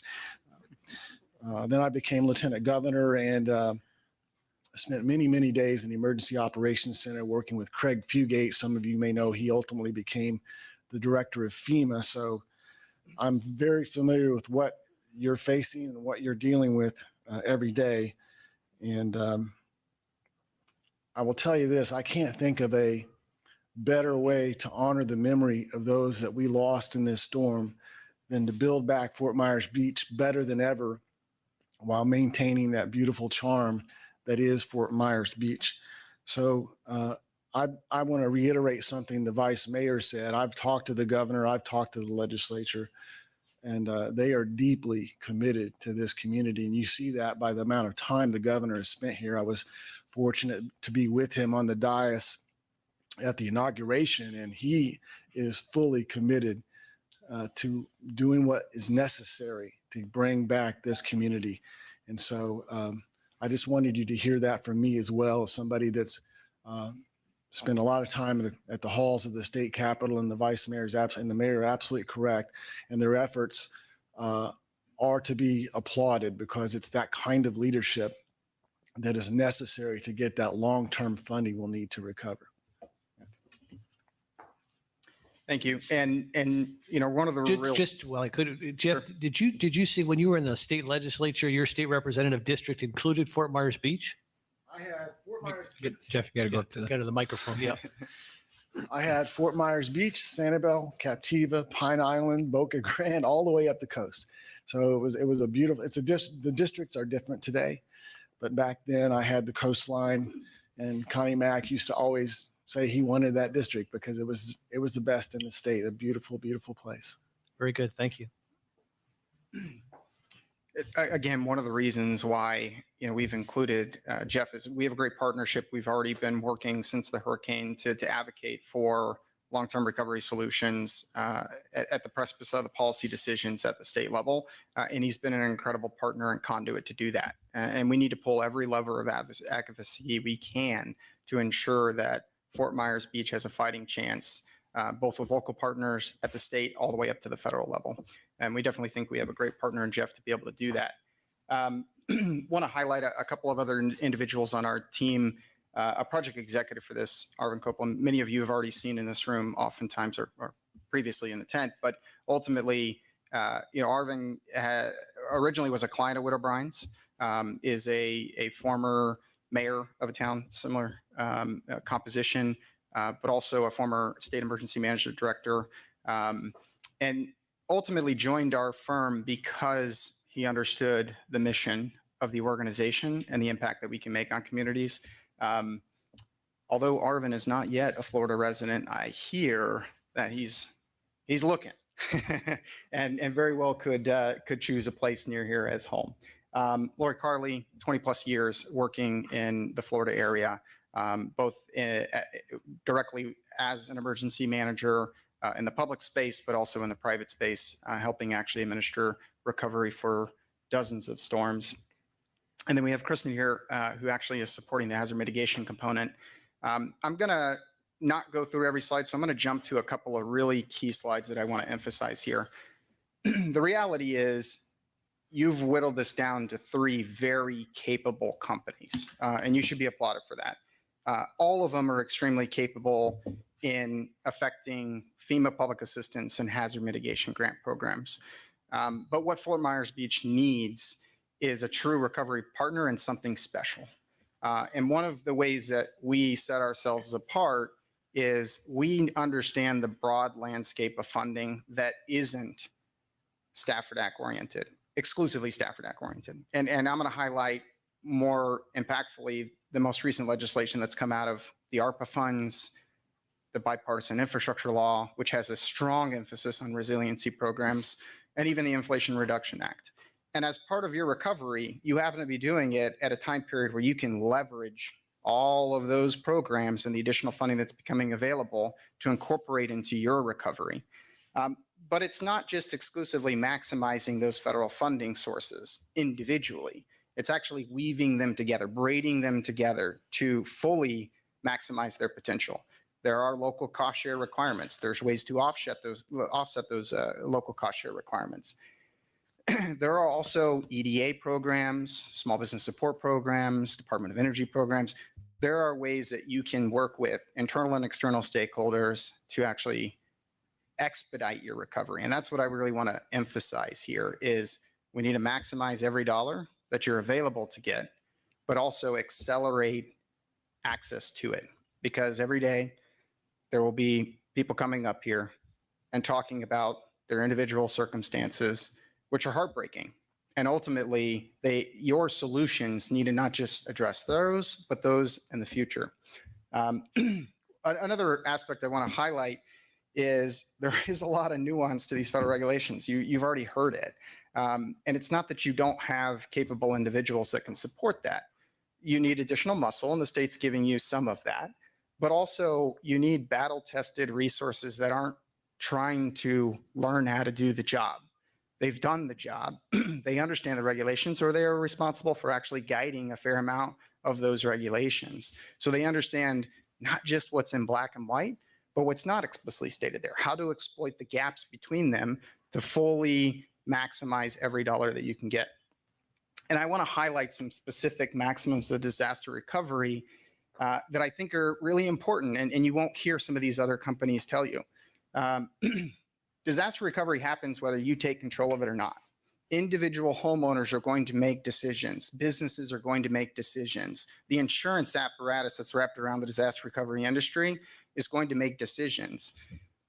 Recovery will happen in your community, but you can guide the recovery. And many of you, I think back a year ago, you had highlighted the fact that the town was in a renaissance and there were significant investments being made. And ultimately, you're in a new scenario where, it is on pause. You look around and your economy's on pause. It's creating some fiscal issues. Your housing stock is on pause. Your school systems are on pause. Your tourism industry is on pause. So you have near-term solutions, midterm solutions, and then ultimately long-term solutions. You need partners who understand every aspect of that and can actually drive those solutions. I can talk a little bit about how we actually have maximized hundreds of millions of dollars and billions of dollars. And there are some very good examples, not just in that slide deck, but certainly in our proposal of how in the U.S. Virgin Islands, we actually were able to increase the amount of money that they're receiving through permanent replacement of critical facilities as opposed to temporary repairs. Or we've actually done temporary repairs with permanent replacements coming right behind them. That required a lot of persistence. It required a lot of advocacy. It required a lot of partnership with the federal government. Ultimately, we can bring those together. But ultimately, recovery is not an event. It's a process. And it can be a 10-year process, or it can be a 5-year process, or it can be a 2-year process. And the amount of money that you receive is going to increase for however long it actually takes to get it done. What I can tell you, though, is that there's probably a balance. There's probably a balance of the amount of money that you can get. And sometimes the juice is worth the squeeze, and sometimes it's not. Ultimately, our team has the proficiency to help you make that decision and work with the state to push back, oftentimes in the federal government, when they tell you no for the first time, because it will happen. And you just have to be persistent, and you have to understand the regulations, and you have to show comparable examples of where it's been done. And we certainly have that in spades. Recovery alone cannot solve every problem that existed before the disaster. It's really important. I don't say that there were many problems in the community. There were some really great investments. Estero Boulevard, there was the refresh, there was Times Square, and a lot of that revitalization. There is ample examples of how you have strategically placed investments, but you no longer can be the shepherd of what those investments were supposed to be, because you have to redevelop them. And making decisions towards the future, you're empowered with, and you need a partner who's actually going to work with you to re-envision what Fort Myers Beach can actually be. And I really do think that having individuals who've been here, advocates who can actually sit next to the governor and actually advocate for you is really important. And this goes back to the billions of dollars that you could potentially get. Don't build what you can't sustain, which I think is really, really important here. You need to make educated decisions about what you can insure, but also what you can support just from a capital stack perspective and the maintenance requirements associated with it. So it is helping understand those capital stacks, weaving multiple funding sources together, and what their long-term compliance requirements are, because you do live in a repetitive loss area, and there will be future disasters, and some of the infrastructure that you build using these funds will get damaged again. And you don't want FEMA to come back and say, we're not going to pay for it again. Could you give me an example of a situation where someone built something they couldn't sustain? Sure. Not to pick on them, but New Orleans is a great example. A lot of those water pump stations, while they are critical, often cost $1 billion, and they're really struggling to maintain them. Simply because they received the upfront funding from FEMA to actually build the infrastructure, but they lack the capability, capacity, and funding to maintain them. They are a critical function because they help move thousands of Olympic-sized pools of water per minute out of some of the drainage areas and the canals. But that does you no good if 40% of the network is down. And the Water and Sewerage Board is a perfect example. It's down often. So that's a perfect example of, it may be mission critical, but you need to understand what the financial implications of building that infrastructure is and the potential liability issues associated with building that infrastructure and then it being such a critical reliance point.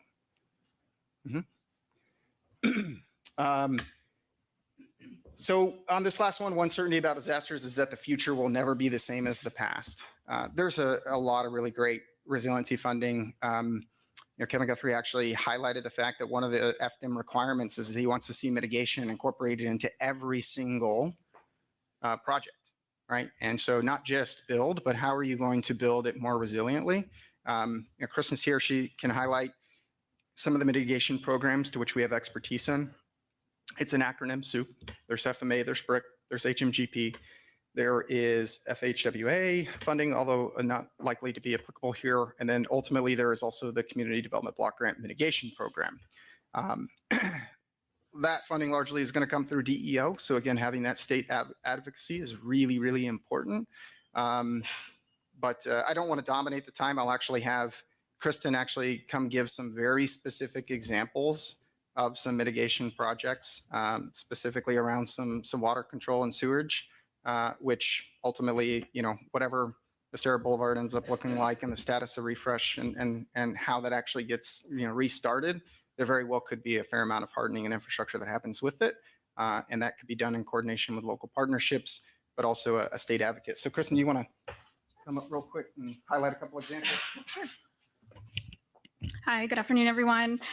So I think what I'd like to really focus on is how the town can really use mitigation funding as an opportunity to incorporate resilience into Kristen, before you go too far, can you just identify yourself for the record? I'm so sorry. My name is Kristen Martin. Nice.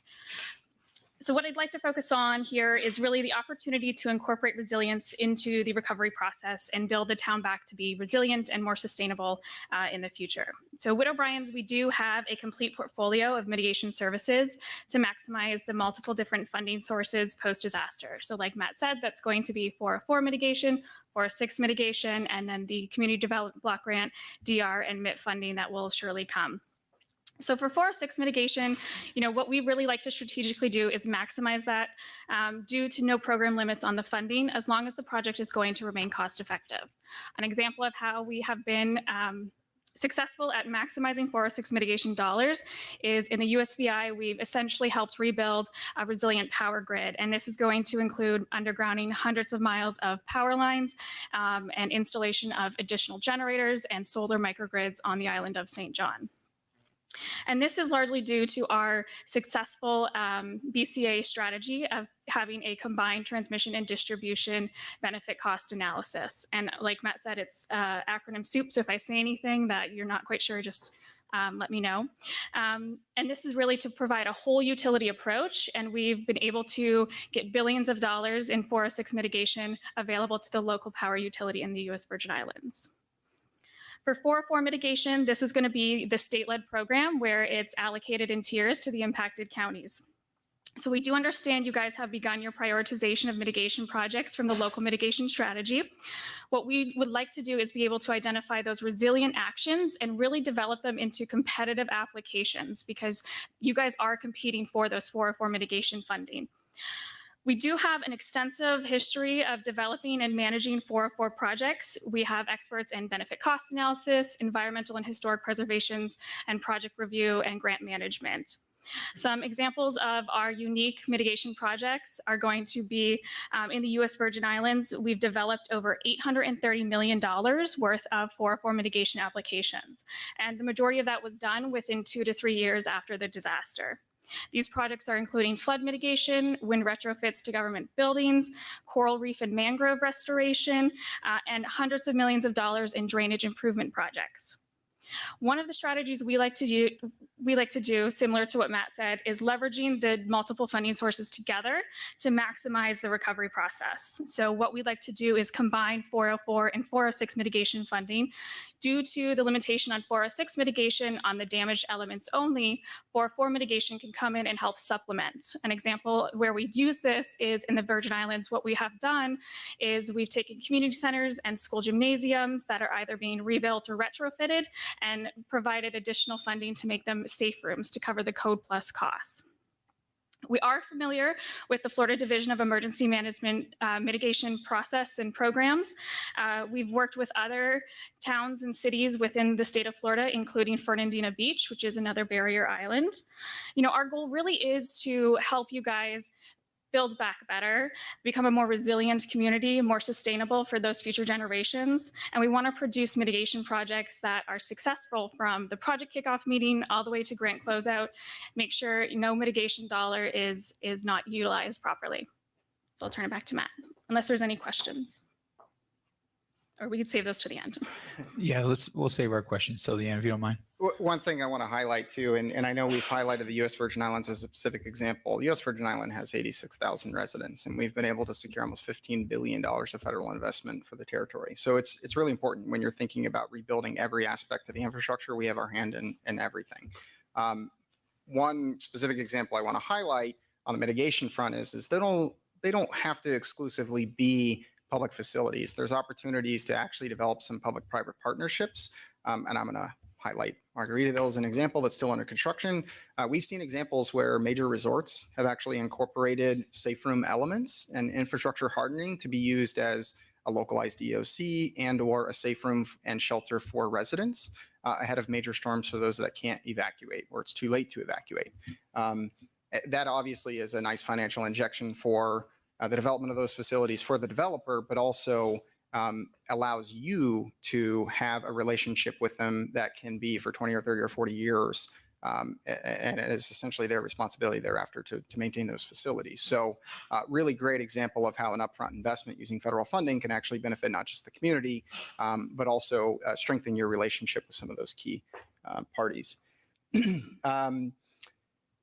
Again, USVI is a very specific example, but where we've had a lot of success more recently is just helping communities with the very complex grant process. You know, grants are grants are grants, but at the same time, you're working across 5, 6 different state or federal agencies. They have similar requirements, but we have a very large organization with experts in each of those. And that's, you know, Department of Transportation programs. That is even some of the NEPA requirements associated with redevelopment and coastal barrier zones. Certainly have that expertise in-house. One of the benefits of our model is we run a very lean model with you. You're going to have a dedicated point of contact, but they have incredible reach behind them. They have the ability to go find the appropriate subject matter expert, bring them back, use them for exactly what they need, and then move on. We're not going to drop an army of resources in here just to build time for you. We're very focused on outcomes and accelerated outcomes. Arvind, do you want to give any last parting words? Nope. Okay. All right. Fair enough. Questions? Yeah, if you don't mind, I asked the same question to the others and I'll ask it to you. If this disaster was to happen in your backyard and you had to get up from your camper in the morning and go and answer to the public, is this the team that you would have on the ground handling your disaster recovery? This did happen in my backyard. Obviously, I'm just up the road and my house was damaged, and I certainly had to go through the very complex process, not nearly to the scale. But in 2008, I lived in Galveston Island, towards the west end of the island, and my house was completely ripped off its foundation. And there is something incredibly humbling about going to a hotel with a backpack, and that's the only thing you own anymore. All my critical documents, passports, etc. You know, I wasn't the smart one that had all that stuff together. Fortunately, I was able to bounce back, but I've been able to use that experience to help build the team that you see here today and across our organization that are practitioners. They've been in your shoes, they've been in emergency managers, but they've also, in some element, have lived through a lot of what your homeowners are and business owners are working through. So I think we have an extremely battle-tested team, and yes, absolutely, this is the team that I would want to face my constituents with behind my back. In your packet here, you've got Lori. Is she who would be the person that would be here daily? Lori is, and there's a reason I'm talking today. Lori, I didn't see her. Yeah. Okay. Lori's lost a little bit of her voice, so it's not like we're trying to hide her. No, She is that's absolutely fine. here. I didn't see her back there. Sorry, Lori. Councilor Beach, do you have any? I'll start with Vice Mayor Adderholt. Just briefly then. So I think you just sort of answered this question. So Lori will be on the ground. What's the difference between the project manager and the project executive and your particular title role?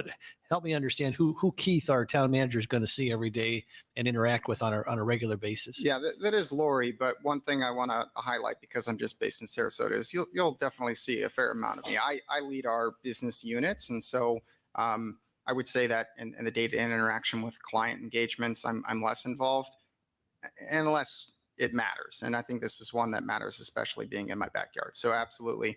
Arvin, as I mentioned, has been here since the hurricane, who has been visiting not just your community, but surrounding communities, and is really vested in its recovery. So you will see Arvin. The difference between the project manager, project executive, project manager is actually going to be working with you day to day. Project executive is someone that you can hold our company accountable to. So while I'll say that Arvin and I will share those responsibilities, the reality is that the buck stops with us. If you're feeling like you're getting inadequate support, we can immediately rectify that issue. Again, we're not intending to deploy a bunch of untested resources and have them learn on the job. We're very focused on you getting the expertise that you need, who understands the process and can do that day to day. Can you talk a little bit about Lori's background and specific experience? Yes, Florida-based especially. Lori, I mean, if you're up for talking, you're more than welcome to actually take a stab at it. I can try a little bit. I just didn't want to take up the time with you not being able to hear me. Hi, I'm Laurie Just talk Carly. real close to the microphone. That'll Yes, help you. sir. Yep. Hi, I'm Laurie Carly. I lived in Florida since I was in ninth grade. I began emergency management 22 years ago. I've been an emergency management coordinator and a director throughout the state of Florida, and I have relationships with the state of Florida. Back when Craig Fugate was the state emergency manager, I've handled a lot of 5 years full PA experience on top of the full spectrum of emergency management. And that includes hospital 50/50 replacements, working with school boards, work in mitigation, which she's much more educated in mitigation. So I'm going to let her answer the questions for that. Utilizing those funds in order to build resiliency for the buildings, which includes culverts, which includes roadways, and includes building the facilities back better. So I've been doing this about 22 years in Florida, and I used to live in Hendry County for about 25 years. So I've been in the area, I know the area, and this is a passion of mine. So that's my experience throughout the state. Thank you very much. You're very welcome. Thank you. Now, Counselor Beach, do you have any questions? I didn't really ask this of the others, but how do you handle something like some of the people mentioned Times Square, where we have private ownership, we have county ownership, and it's in a V zone, and it's a commercial area. I mean, does that create a lot of complexities with trying to get funding, resiliency funding? No, I mean, to a certain extent, so the complexity is more oriented around how you manage the complexity. And that's where the resiliency funding comes in. You can't solve for every complexity. You can't mitigate every complexity. How you manage it is really what's important. So in that specific example, it's not just working with the small business owners and those that are leveraging the space for, tourism, for economic development.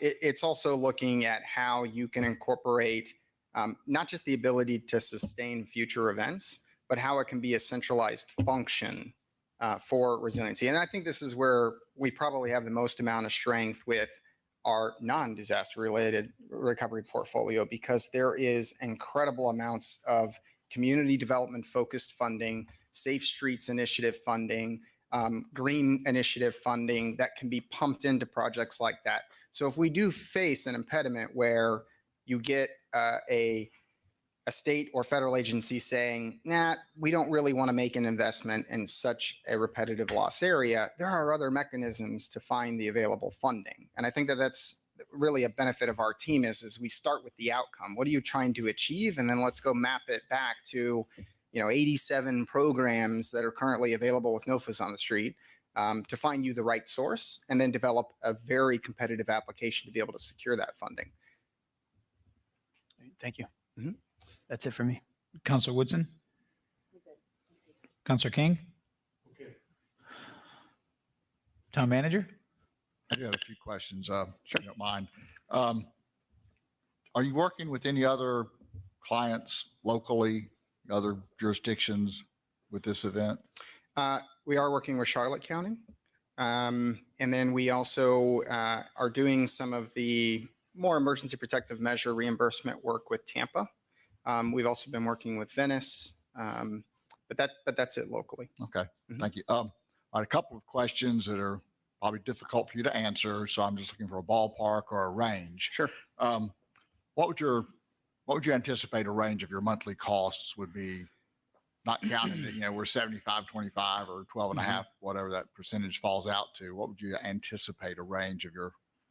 I think it's going to be variable, but you're right. It's a very difficult question to answer because effectively in the kickoff meeting, we start scoping. But as I've mentioned, we have a lean model, right? So, part of the scoping process is understanding what your needs are and then being able to map them, but most importantly, map them to available funding sources, right? Because the last thing we want is for you to incur incredible amounts of costs that are not reimbursed by some of these federal programs.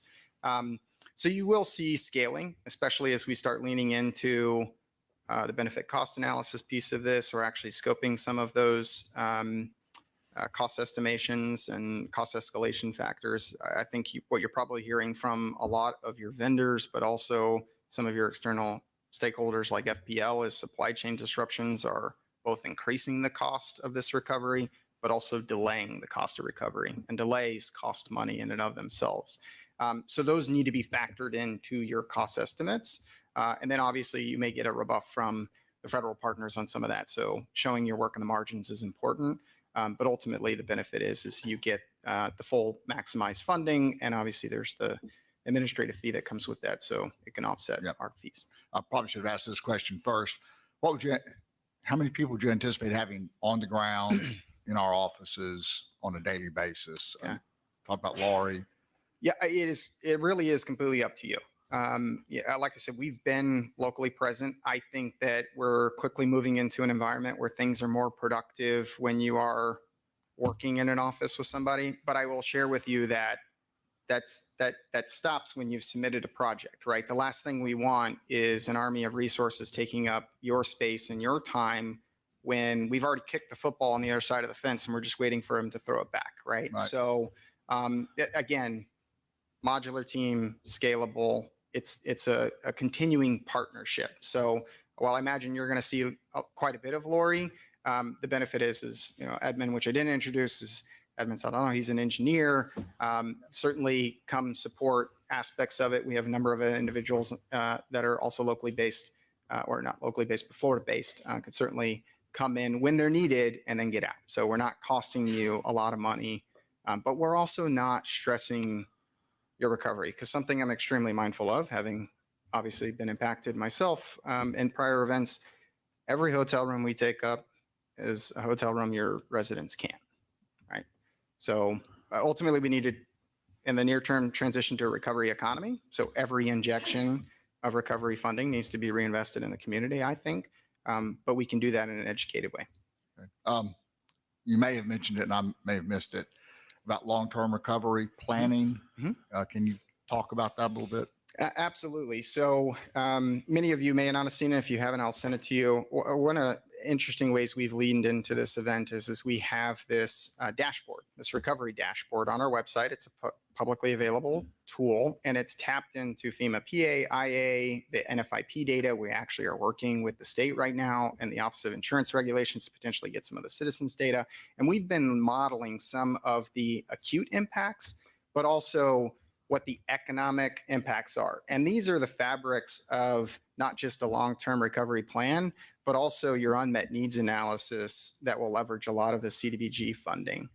So it's important that you have that near term. Fortunately, we've already pulled a lot of it together and are making it available to individuals like yourself. And there is a tab. You can drill directly in to Fort Myers Beach, see the number of individuals who applied for FEMA assistance, what type of assistance they're getting, who had insurance, who didn't have insurance, not on a home-by-home basis. Obviously, it's a roll-up, but we've got some really great data visualizations and slice that data in a way that it can help support the long-term recovery. Long-term recovery planning can be a series of steering committees. Community engagement is incredibly important, and we live increasingly in a digital age where residents may not be here. They may be displaced, and your ability to engage with them may be online.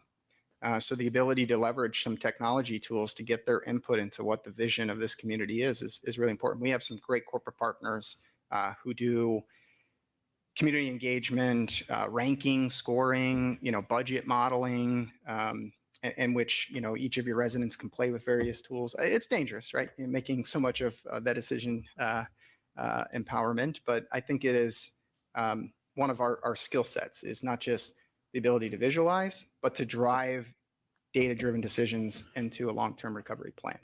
And I'll highlight the fact that, one of the reasons you're in fiscal straits right now, obviously, is because everything's on pause. So restarting the economy is critically important, and there's a lot of ways you can do that. So I'd say long-term recovery planning starts in the near term, and we can absolutely do that. And we have some great ideas on how to do that.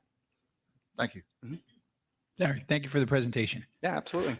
Can we get the lights on for the rest of the? Not that anyone probably wants to see our mugs, but we'll make it brighter for you anyway. I just want to thank all three of the firms that came out today to do a presentation for my fellow counselors. I've had a chance to work with one of you quite often over the last 2 months.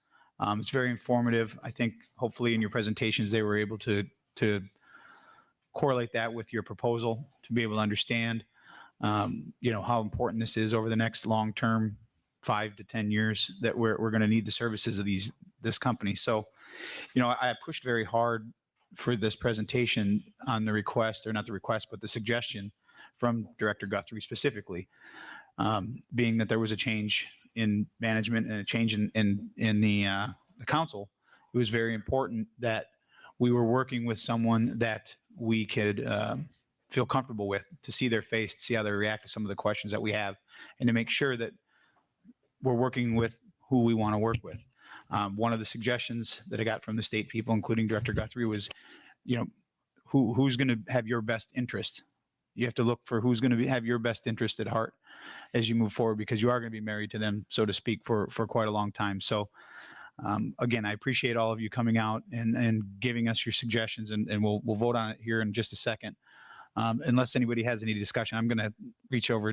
Let me do this first. Anybody at the council have any discussion on this before I ask a question to the town manager? Do we have the matrix that the committee originally did with us? These are the top 3 people of, I think there were 9 originally, if I'm not mistaken, that submitted, and these were through the committee, which also had a state appointed representative on there to review.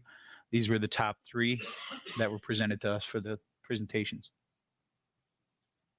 Okay, so we don't have anything more granular from the selection committee. No, I don't have a matrix. All right. Any other discussion?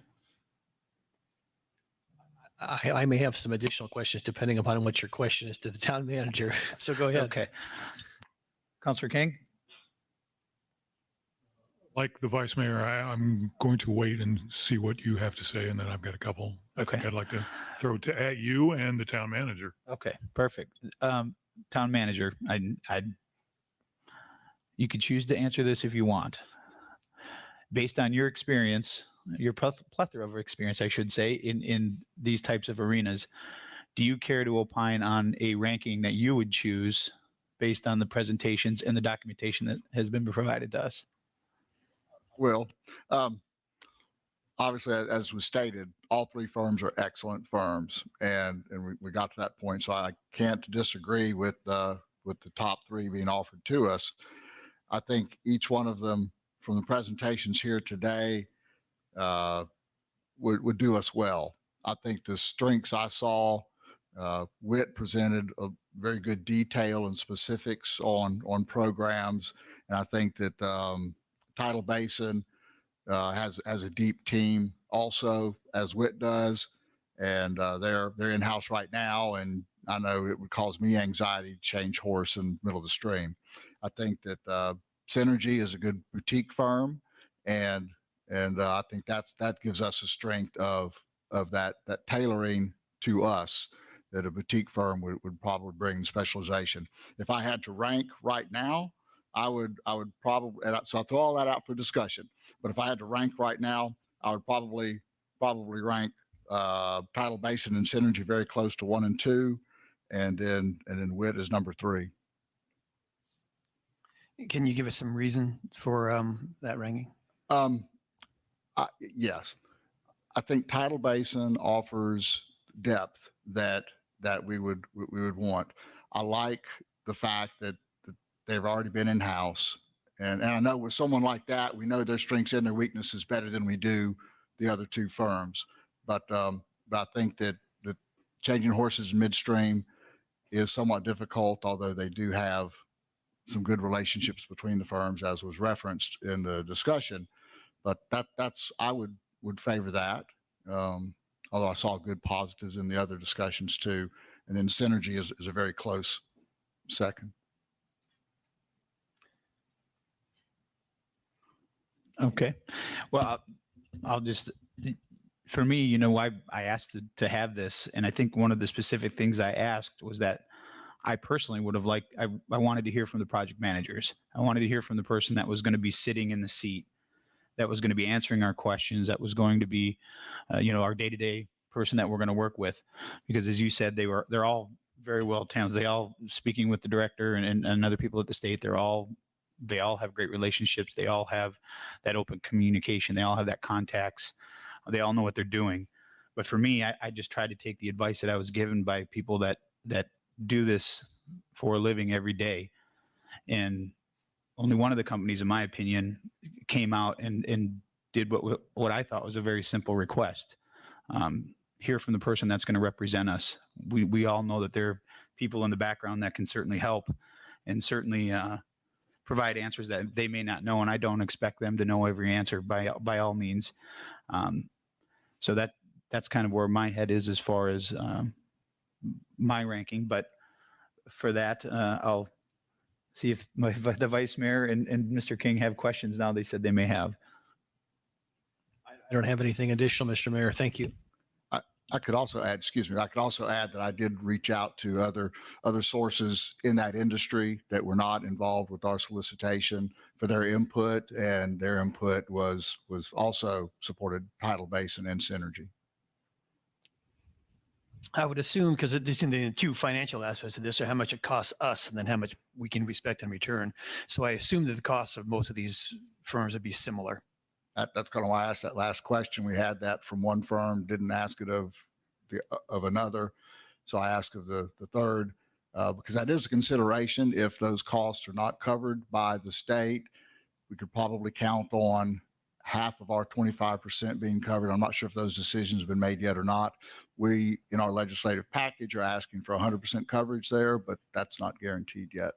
And I think too that I would assume, and I'm not an expert in this, that the further away we get from the storm in time, the chance of the percentage of coverage gets less, like it did with debris, right? Where it starts out at 100% and then it goes to 90, and then once it's fixed, it's fixed. So we hope it's fixed sooner rather than later. Okay. Yes. You know, I think all of our presenters did a very good job of making a very good point that the legislative session and the testimony put out by Kevin Guthrie last week was very specific to that. They're really looking for people to harden their structures. They're really looking for people to build back so that they don't have to go through this again, so that we don't have to go through this again. So I think that their willingness and their openness, at least in my conversations, is, you know, there's no set thing that they've actually committed to, but they've all said that they're going to be there to help us. We obviously have to do our part and show that we're doing what we need to do to make sure that they don't have to go through this again, or our residents don't have to go through this again. So I think that's a very important part. I think that goes to your question, Councilor Veach, as to how much that they're very broad on what they're willing to do. I think they're willing to see what we do, as well as other communities that were affected. It's just my personal opinion, but I think the more that we can show that we're more than we already have, that we're a very resilient community, that we're willing to stand behind our words and actually go through with it. So I think that's going to have a lot to do with what your question was. If I could expand on what Councilor Veach had said, and using the town manager's phrase of ballpark figures, do we have a ballpark figures of cost rankings that you could do for us, or do you understand what I'm asking? We have the cost estimates that were in the proposals initially, which are all fairly equivalent. I think actually WIT was on average probably the lowest, and then Synergy, and then Tidal Basin, but they are all within $10, $15 an hour. Okay, thank But they were hourly rates, not the lump sum that we did here of a monthly rate. And second, and I don't want to put either of you on the spot for this, but you will be dealing with these companies a lot more than I will. Do you have a feeling that you want to share about who you could work best with, or has that come across to you yet? Or I'd say that to the town manager and the mayor as well. Well, I'll go first if you want. I've only worked with a couple of them. One group, or Tidal Basin, is who we have in house right now doing the work for us. I do not have anything against them at all. I think they've been doing a great job. So I can only judge my experience with the recovery team based on what I have with them. I also have asked around to a lot of state representatives that have worked with all three of these firms. They've all had very good things to say about every single one of them, and some bad things to say about every single one of them. So I can only go by personally what, I really believe this is a time that I have to heavily rely on suggestions, recommendations from people that have been through it before, because as they have stated, we have not been through this before. Hopefully we never have to go through it again, but I'm going to go with my gut feeling on this as far as how I'm going to rank them, based on the questions that I asked and then the way they were answered, and input from people that I come to trust. So I don't know if that completely answers your question, but I've only had the opportunity to work with one group right now. Yeah, I understand. Thanks. I've worked with WIT and with Tidal Basin and found them both excellent. Okay, thank you. Any other questions? I would just one kind of comment I would say is that I appreciate the potential value of more of a boutique firm, but I kind of, I just feel that maybe a larger firm gives us more reach for more funding, especially if it becomes obscure and more esoteric.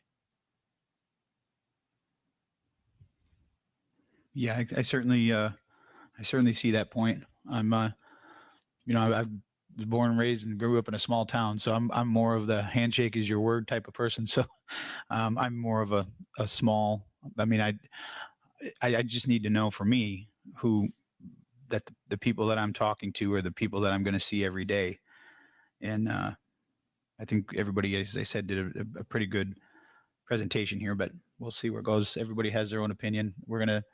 There's no other questions. We'll take it back to the voting and get it turned into the town clerk.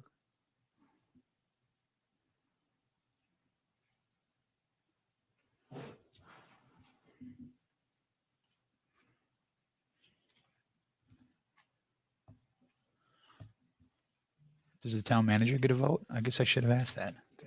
No. Remember. He doesn't get the vote. So says the town charter. Well, that was a little sarcasm, but didn't go very far. Okay. While she's tallying those up, we'll move on to the next item. It's the RFQ 20-06. Well, do we have to table that and then come back, Mr. Attorney? I'm going to tally to the table and come back. Yeah, I think that would be appropriate to table the presentations and rankings of the disaster recovery consultants to allow you to move on to the rest of the agenda items. We'll bring it back when the clerk has finished her Okay. adding up. Then I assume we need a motion. Need a motion? Yes, sir. I'll seek a motion to table administrative agenda A, oral presentations for RFP 23-07-AD disaster recovery, in which time we'll come back after our next administrative agenda B item. So moved. Second. Got a motion and a second. All those in favor signify by saying aye. Aye. Aye. Opposed? Hearing none, motion carries unanimously. Administrative item B, RFQ 20-06-AD, ongoing professional services for environmental assessments and marine engineering. Authorize the town manager to amend all existing agreements from the RFQ 20-AD-06-AD ongoing professional services for environmental assessments and marine engineering professional services to include 2-CFR clauses. Current agreements are with Coastal Engineering Consultants, Coastal Systems International, Edgewater Resources, Hans Wilson and Associate, Taylor Engineering, and Turl Hall and Associates. Mr. Town Manager? As if you'll recall, at our last meeting, there were two other items that came up with the 2 CFR additions, and this is similar to those, same as those, where it's adding that in for FEMA compliance. Are there any questions for the town manager? Hearing none, we'll seek a motion to approve RFQ 20-06-AD ongoing professional services for environmental assessments and marine engineering. Is there a motion? So moved. Got a motion? Is there Second. a motion and a second? All those in favor signify by saying aye. Aye. All those opposed? Hearing none, motion carries unanimously. Now we'll go back to, are you ready, Town Clerk? No? Okay, we'll move on to administrative agenda item C. Just a question of procedure here. Is C necessary if we make a decision on A? Well, I was going to ask that question. So this is for the Tidal Basin contract extension. It'd be my understanding that even if Tidal Basin was not to win, that there would still have to be a handoff period to the potential winning company. That's correct. So it would be. That'd be my preference. It would be your preference. Okay. Mr. Mayor, Yes, sir. I would move the Tidal Basin contract extension item C. Here's a Second. motion and a second. Any, Can we get a second? I think Councilor King was second. Any discussion? I just have a question. Additional 30 days starting when? Is that at the beginning of the month? Is it right now? I believe in the packet, it was the 23rd through February 22nd. So it'd be today through the 22nd. The only question I had was the difference between the 150 to the 225. What was the increased cost for that? It had the 150 in there and then it was crossed out and then it said 225. I'm just curious as to what the difference of that 75,000 was for. I Anyone? can't answer that. I'm sorry. I don't have that answer. Let me pull it up here and see if I can.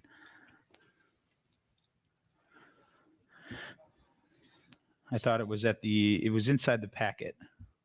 Maybe if there's someone from Tidal Basin, maybe if they can help answer that question. You need to, sorry, they took your microphone away, but. Oh, there's no microphone.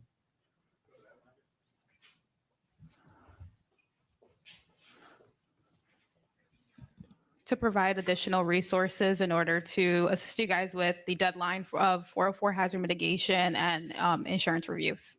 All right, thank you for that. I have no other discussion. There's no other discussion. We got a motion and a second. All those in favor signify by saying aye. Aye. Opposed? Hearing none. Motion is approved unanimously. Now, are you ready or no? Okay.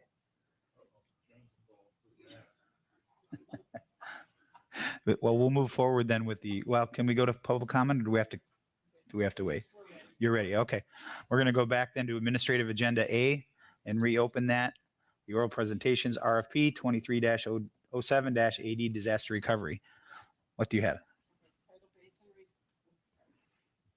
Tidal Basin received the most It's the least, because of the way the rankings are, it's the person who has the least number of points is ranked number one. It's in reverse order. So in this, based upon the information provided, Tidal Basin scored an 8. Synergy Disaster Recovery scored a 10, and Witt O'Brien scored an 11. So the recommendation or the rankings are Tidal Basin number 1, Synergy Disaster Recovery number 2, and Witt O'Brien number 3. All right, thank you. So the motion would be to accept that ranking and direct the manager to negotiate a contract with Tidal Basin to bring back to the town council as soon as possible for approval. So moved. There's a motion. Is there a second? I'll second. Got a motion and a second. All those in favor signify by saying aye. Aye. Aye. Aye. Opposed? Hearing none, motion carries unanimously. On to our next item. Again, thank you all for coming out and taking the time to make the presentations. We really appreciate it. Next agenda item is final public comment. Is there anyone I have nobody signed up. Is there anyone that chooses to speak under public comment? Seeing, oh, we got one back there.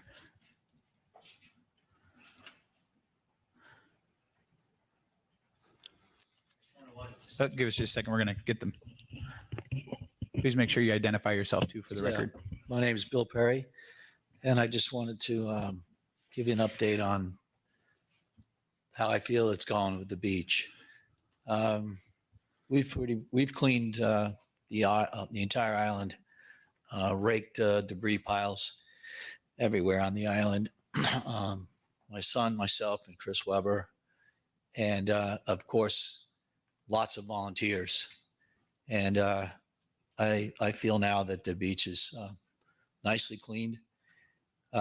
We still have piles out there that we're waiting for the Crowder Gulf contractors to still pick up, which will give us much more sifted sand than we ever expected, which is a good thing because we need it. We have a lot of scours still on the beachfront, especially some of the accesses that the town's property.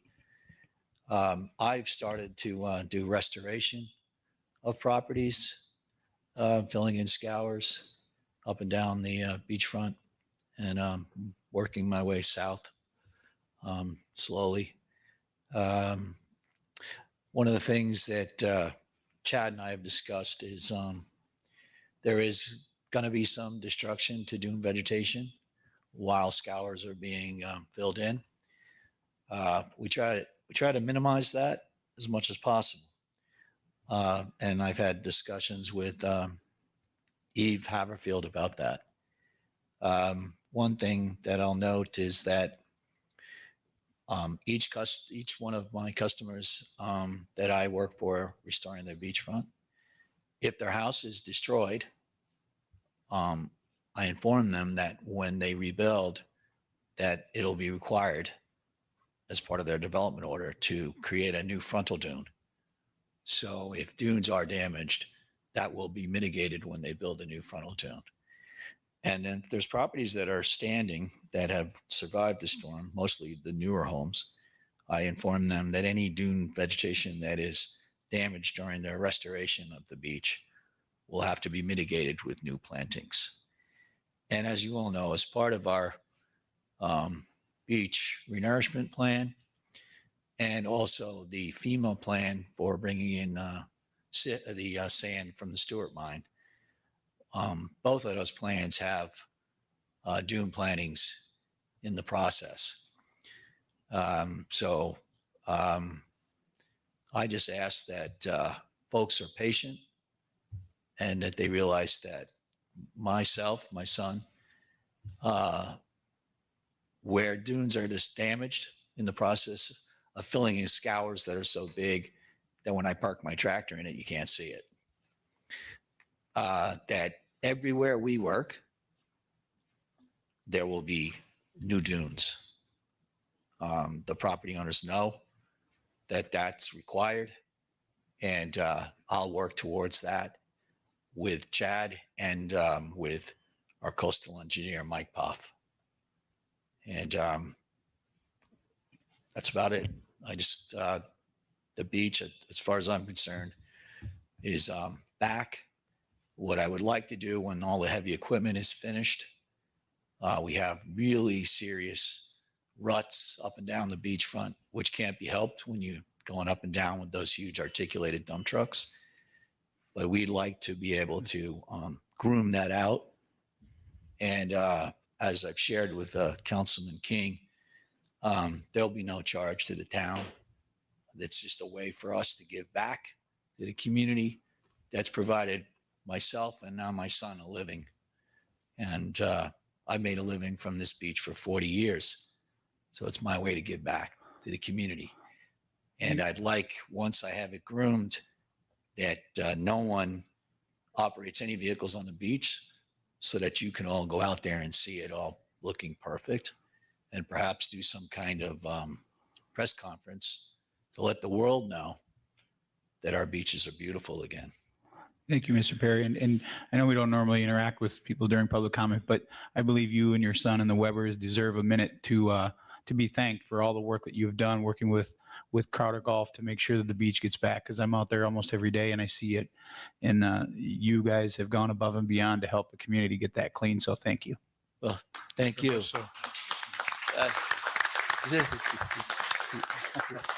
We love the beach, and it shows. So thank you. Thank you again, Mr. Perry. Anyone else care to speak? Yes, sir.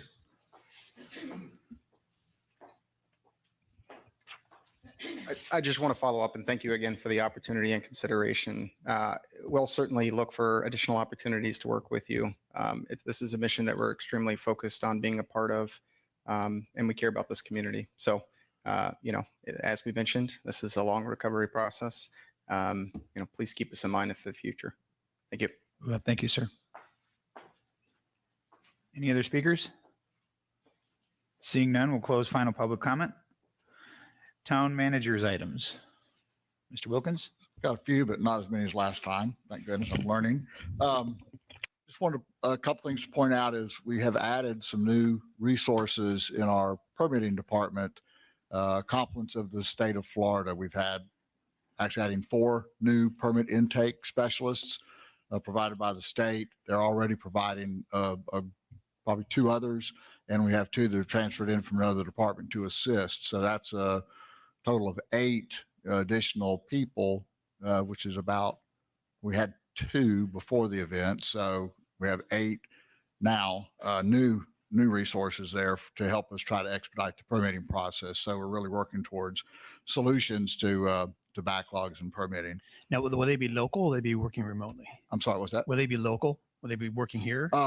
They will be working here on site. They're not all local, though. I know one's coming in from Jacksonville. So 2 started Friday, I think 1 today and 1 tomorrow.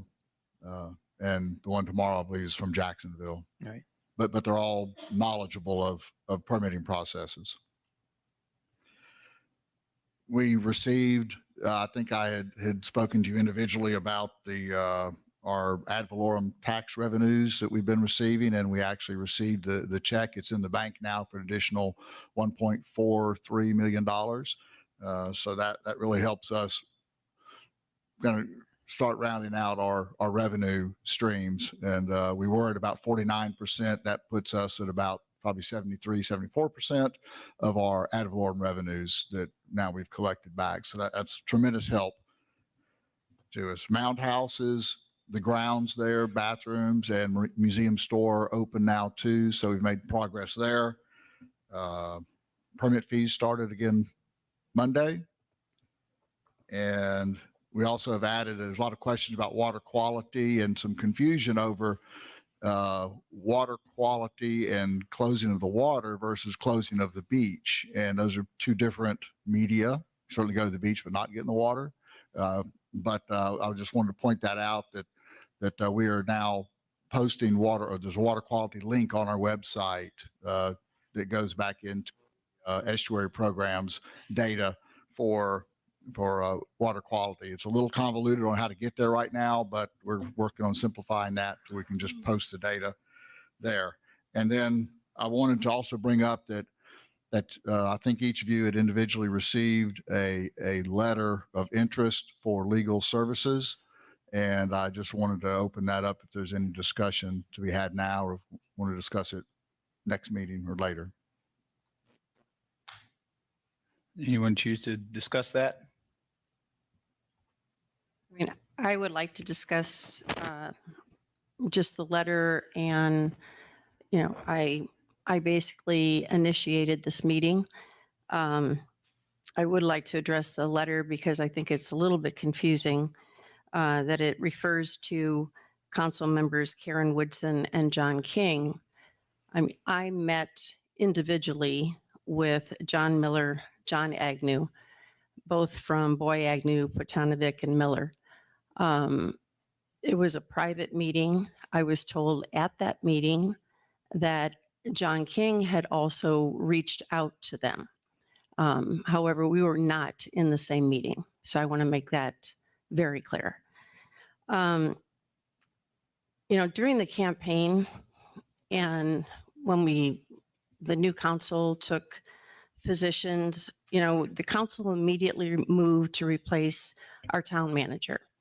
And hiring of a new town manager is in process. My personal concern, the town attorney in this case had a very long history with the town manager. And part of our change strategy has been and continues to be that we're going to start fresh. We're committed to culture change. We're committed to doing things differently. We've talked about, as part of that change of strategy, maybe that's in leadership, maybe that's in experts in the field, maybe it's possible staff. But in any case, we need to move forward with that commitment to the culture change, how we do our business, the leadership, the trust, having everything transparent as we move forward.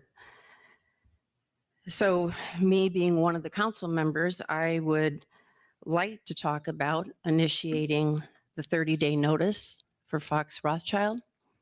And to move forward, this is just one proposal.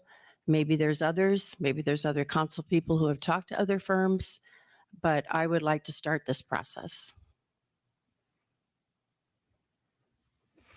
Is that a motion? I would like to make the motion to initiate our 30-day notice for Fox Rothschild and move forward with researching, interviewing, and hiring a new legal counsel. There's a motion. Is there a second? I'll second that. We've got a motion and a second. Discussion? Vice Mayor Adderholt? I just had a procedural question. Procedurally, would we want to do an RF? It seems to, and the argument that you have made, Councilor Woodson, is the argument of change, and I there's been a sort of a previous concern or thought that we needed local counsel. And I've always subscribed to that in a perfect world, but we also want to have good counsel.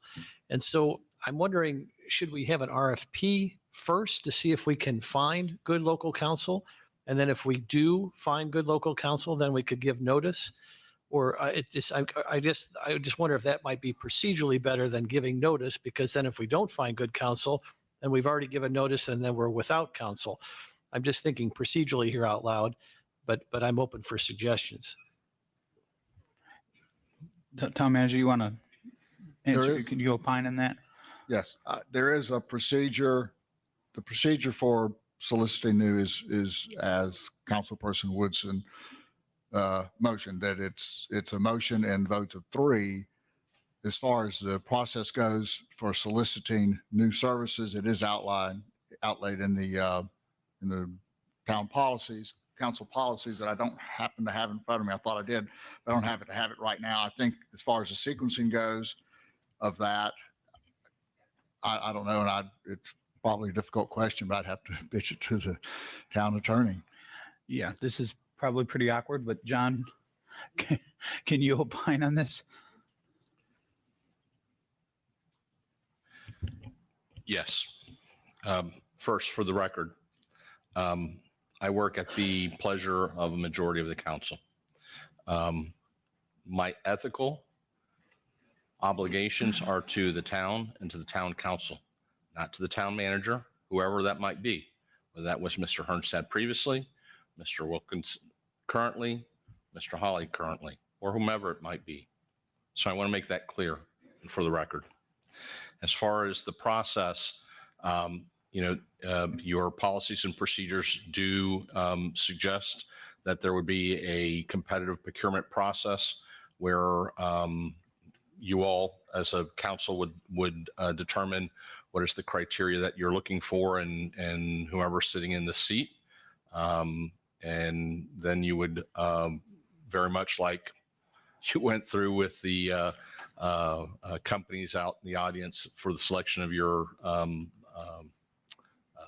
consultant for disaster recovery, you would engage in a process of interviewing the respondents or the companies or law firms or individuals that submit proposals.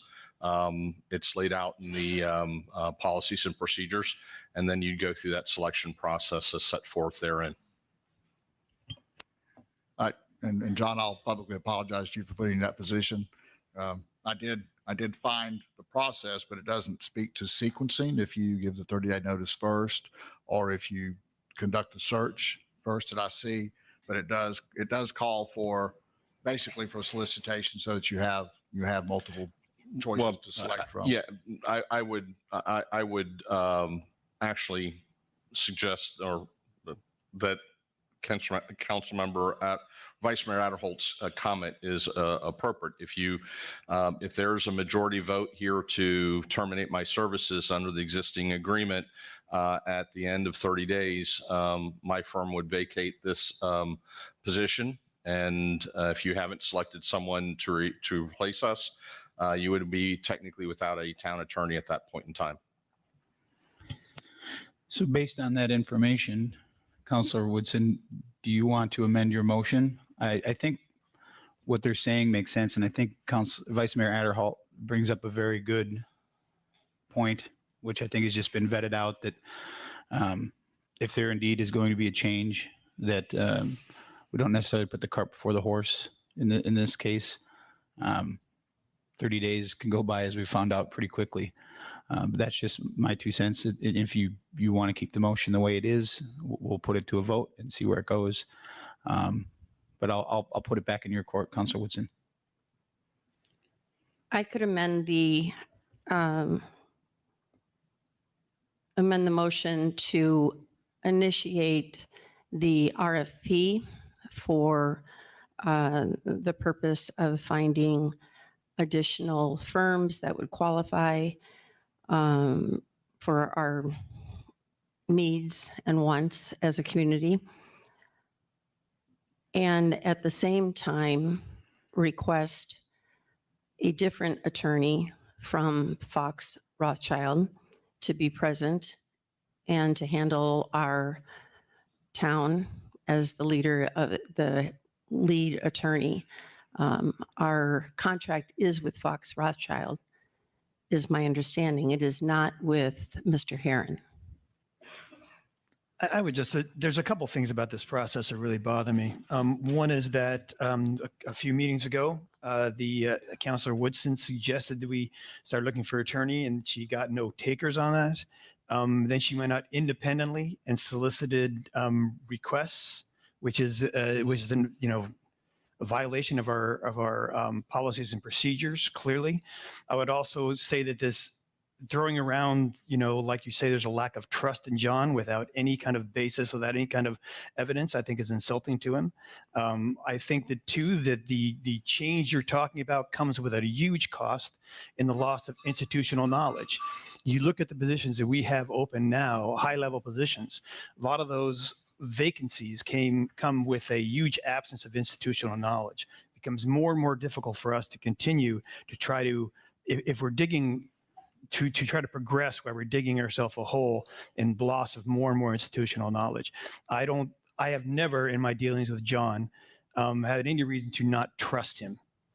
John is like anybody else, a human. Sometimes I agree with him, sometimes I don't. I think his legal services has been admirable, and he has been an honest and forthright with me in every evidence. I don't think that change for change's sake at the expense of institutional knowledge is a healthy thing for our town. And I do think our policies and procedures are here for a reason, that we should follow them as they're written. Okay. Would you like to respond? Yeah, I mean, everyone has their own opinion about who they trust and who they don't trust. I did state this is my personal feeling and why I would want to move forward with an RFP to change firms, change this position. So I think we're all entitled to our own personal feelings about things, and that is mine.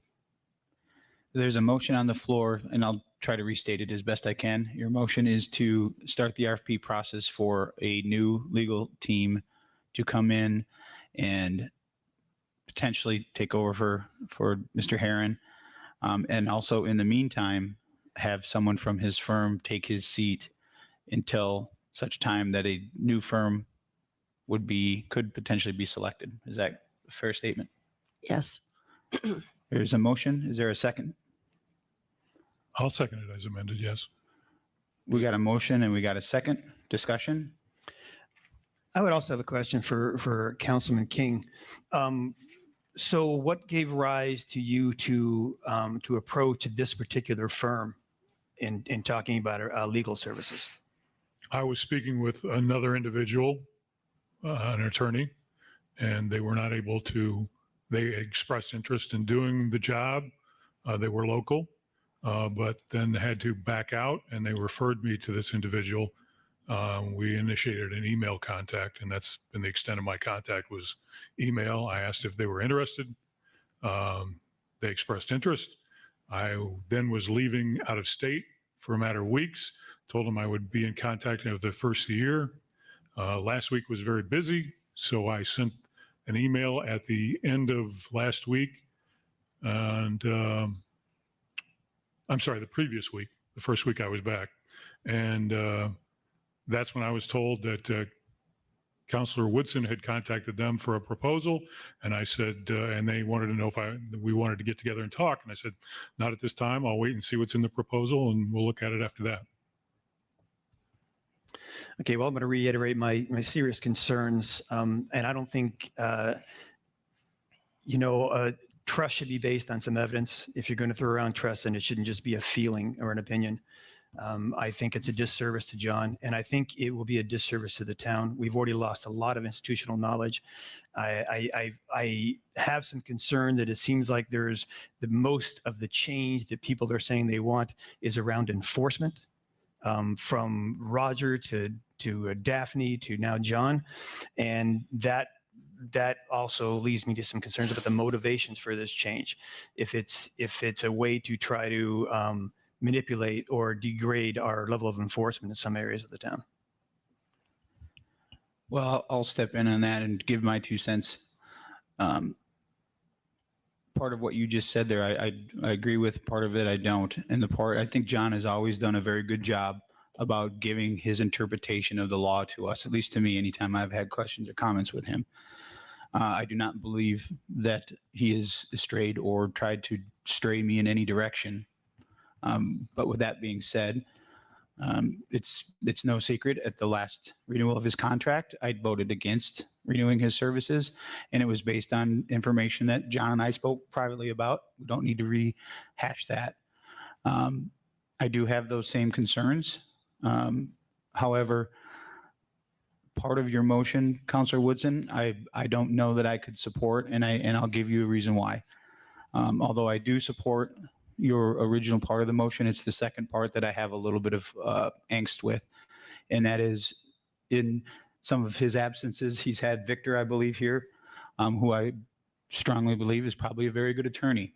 But to Councilor Veach's point, he was just a butt in the seat. He was a person that really couldn't give us a lot of information when things came before us that John has been here and sat through time after time.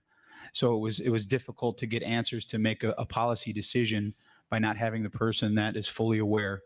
He can only be, Victor, like I said, I'm sure he's a great attorney, but he hasn't been our attorney. So as I said, I'm in support of starting the process. However, I feel John, if for nothing else, has earned the right to continue that seat until we decide if there is a change to happen.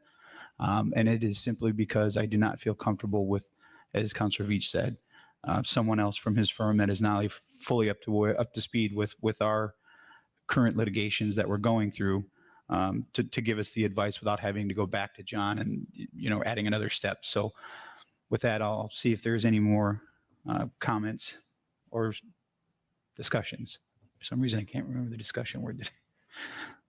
Councilor, Vice Mayor Adderholt. would you like Yeah, I would just add that there's long been conversation in this body about in a perfect world, it would be great to have local council, and for obvious reasons. And I'm in that camp. And so to the mayor's point, I would support Councilor Woodson's motion with respect to putting on an RFP to see if we can find local council that fits with this town.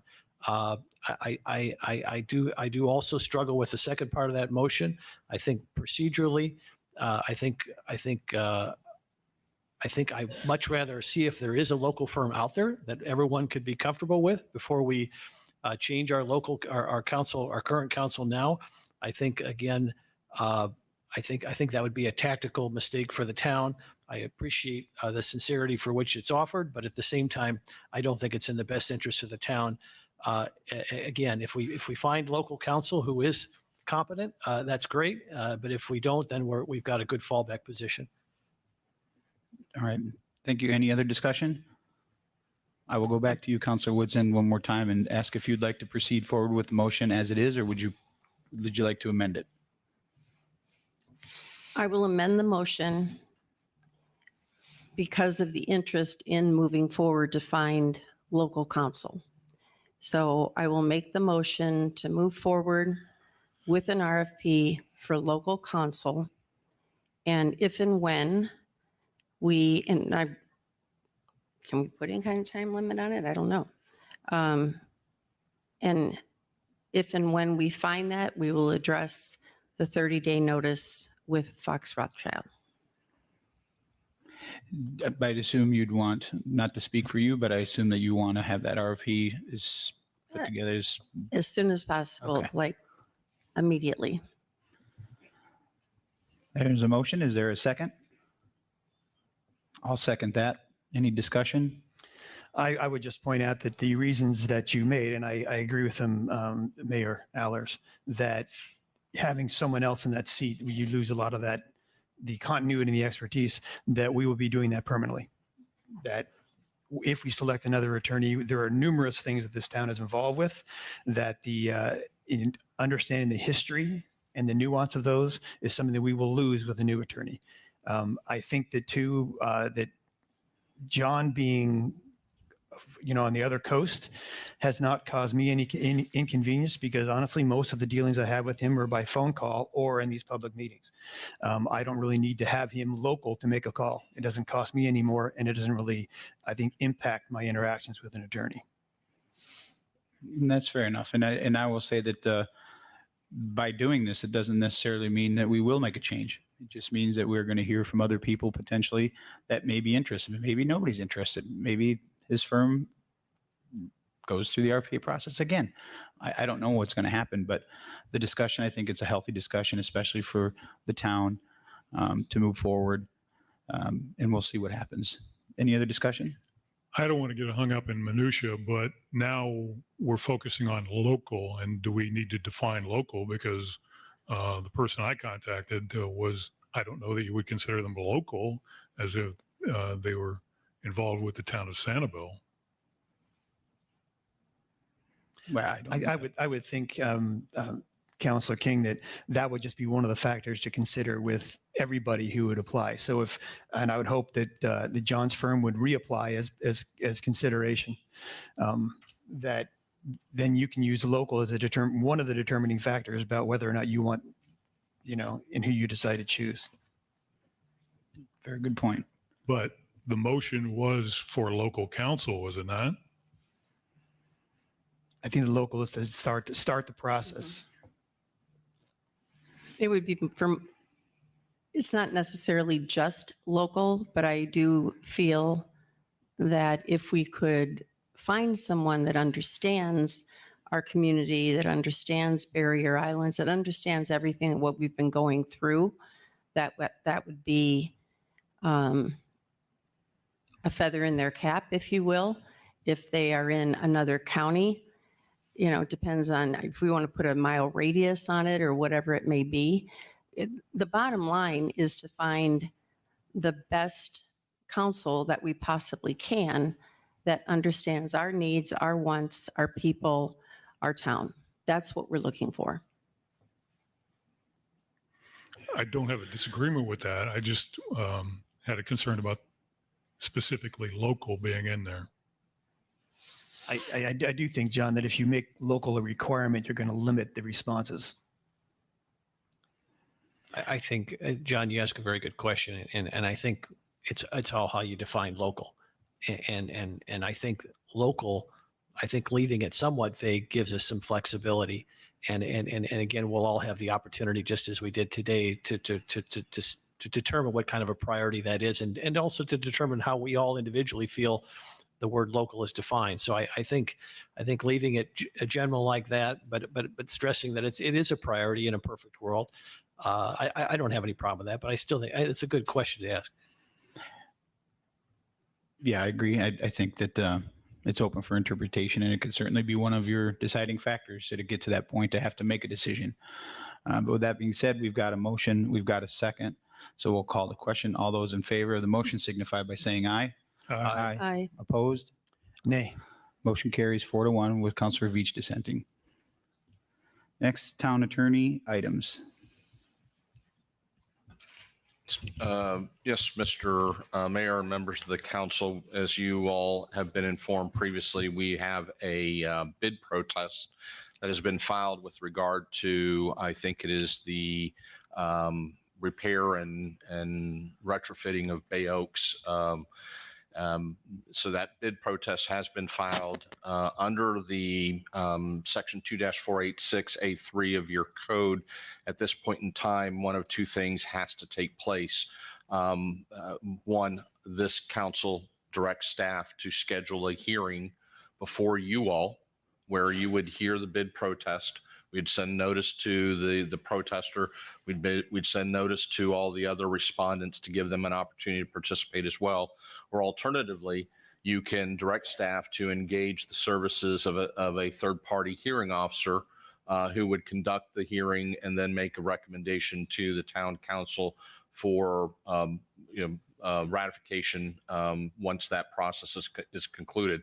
So at this point in time, we need to receive direction from the town council as to whether or not you wish for us to schedule the hearing that you all will hear directly, or do you want us to engage a third-party hearing officer?